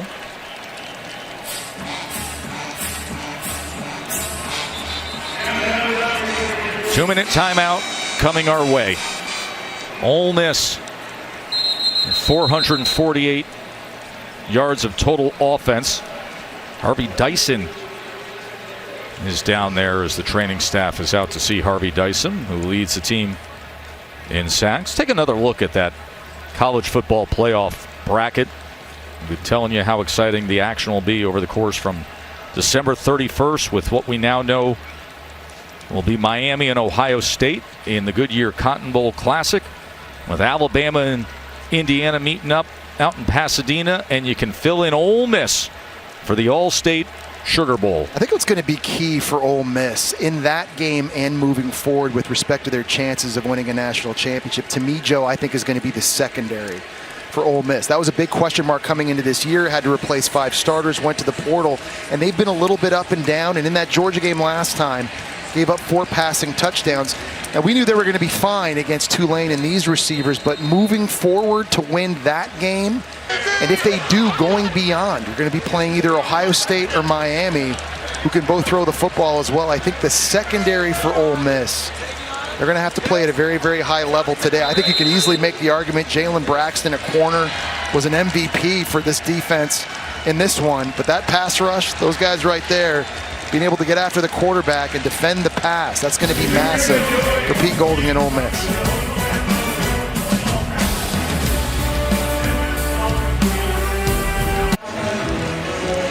What a scene here in Oxford as aerial coverage is brought to you by Goodyear. Legends aren't born, they're proven. We got some legends that are showing up on the Jumbotron. They're dancing on the sidelines to ABBA. It is party time in a place that says we never lost a party. That's Xavier Harris. He's 6'8", 330. But he can get down to Swedish pop groups from the 1970s. It's a vast array of music they play here. They're throwing coming out of the 2-minute timeout as Devin Price comes up with the reception. Well, when Austin Simmons came in the game at the end of the first half, they let him throw it, and he throws an absolute dart here on 4th down to keep the offense on the field. And now at this point, expect some form of victory formation for Ole Miss. They can officially close the book. I mean, even when they need a first down today, it's impressive, right? It's a 35-yard strike downfield just to close out the game. You hear the Pete chants from the crowd still. And by the way, how many people have stayed in their seats? It's 41-10. You got to think about the history of Ole Miss, and I think this is what people don't quite realize as you see Taylor taking it ahead, because they've had a lot of recent success. The way the locals think of themselves in the grand scheme of the power structure of the SEC. There's Bama, there's LSU, there's Georgia and Florida, and then there's Ole Miss. That always feels like they're fighting uphill. They're punching up. They're here in the college football playoff capable of winning a national championship, and they want to soak in every moment of it and experience every moment of this. And their new head coach as well. And celebrate him. Lots to celebrate here in Oxford. Celebrating at the Grove later. As Simmons is going to take a knee. And Ole Miss is going to officially advance out of the first round of the college football playoff.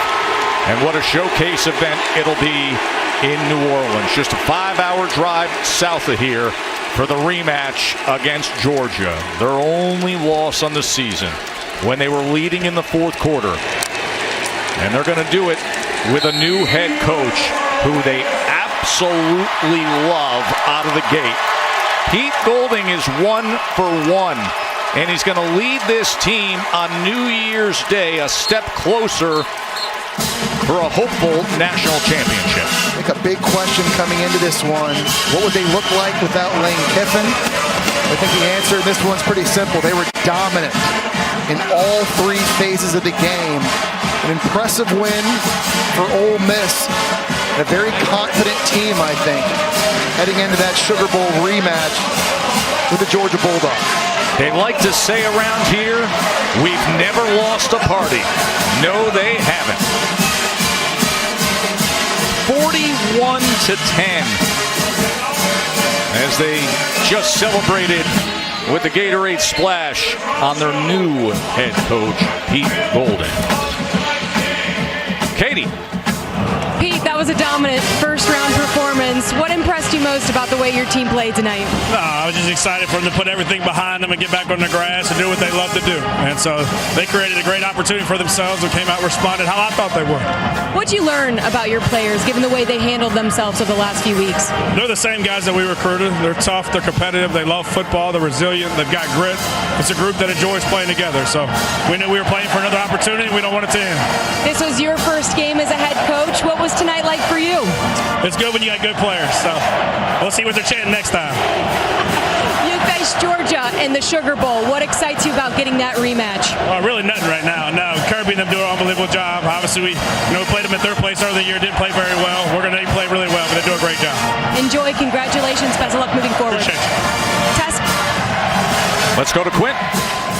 Trinidad Chambliss, we're kind of soaking it in right here. How do you best describe this environment, this atmosphere, this feeling? Man, this is amazing. Hearing these fans, we love them. We love the support that they have, and I'm happy that Ole Miss got a first playoff win. It's been a tumultuous last month here in Oxford. How was the team able to get off to such a fast start today, given the drama? I think we just wanted to play football. Yeah, appreciate you. We haven't played in about 3 weeks, and we were hungry to play. We were watching the SEC championship game, and we felt like we should have been in that, but it is what it is. But, our guys, we just want to win, and we want to play football. What type of response does Pete Golden get from the team? We love PG. He's a motivator. He knows how to get to us, and, he loves to win, so we like playing for a guy like that. Trinidad, great job tonight. Congratulations. Thank you so much. God bless. Joe. Quentin Katie, great job tonight here on this first-round coverage on TNT. All right, Jesse, what do you say we fill in this college football playoff bracket? The way it looks right now is only one first-round game remains. That's pretty amazing. And some of these matchups, you just feel like big-time matchups with Ohio State. Miami's defense looking so good earlier today against Texas A&M. Ole Miss, Georgia was great earlier in the year. We're going to see it again. Bama in that comeback win against Oklahoma gets the Heisman Trophy winner and #1 Indiana. And now we get to go to the Grove, Joe, and get Katie and Quint and find out what happens over at Autzen Stadium tonight. It's going to get a little silly here in Oxford. They've never lost a party, and they're going to be partying deep into the night. The drones spelled it out. Success on the field, 41-10. For Katie, Quint, Jesse, I'm Joe Tessitore. Enjoy the rest of your night. You got James Madison and Oregon coming up right here on TNT. But let's get you back to our college football scoreboard studio with Kevin and Booker. Gentlemen, take it away. Tess, thank you. Ole Miss winning their first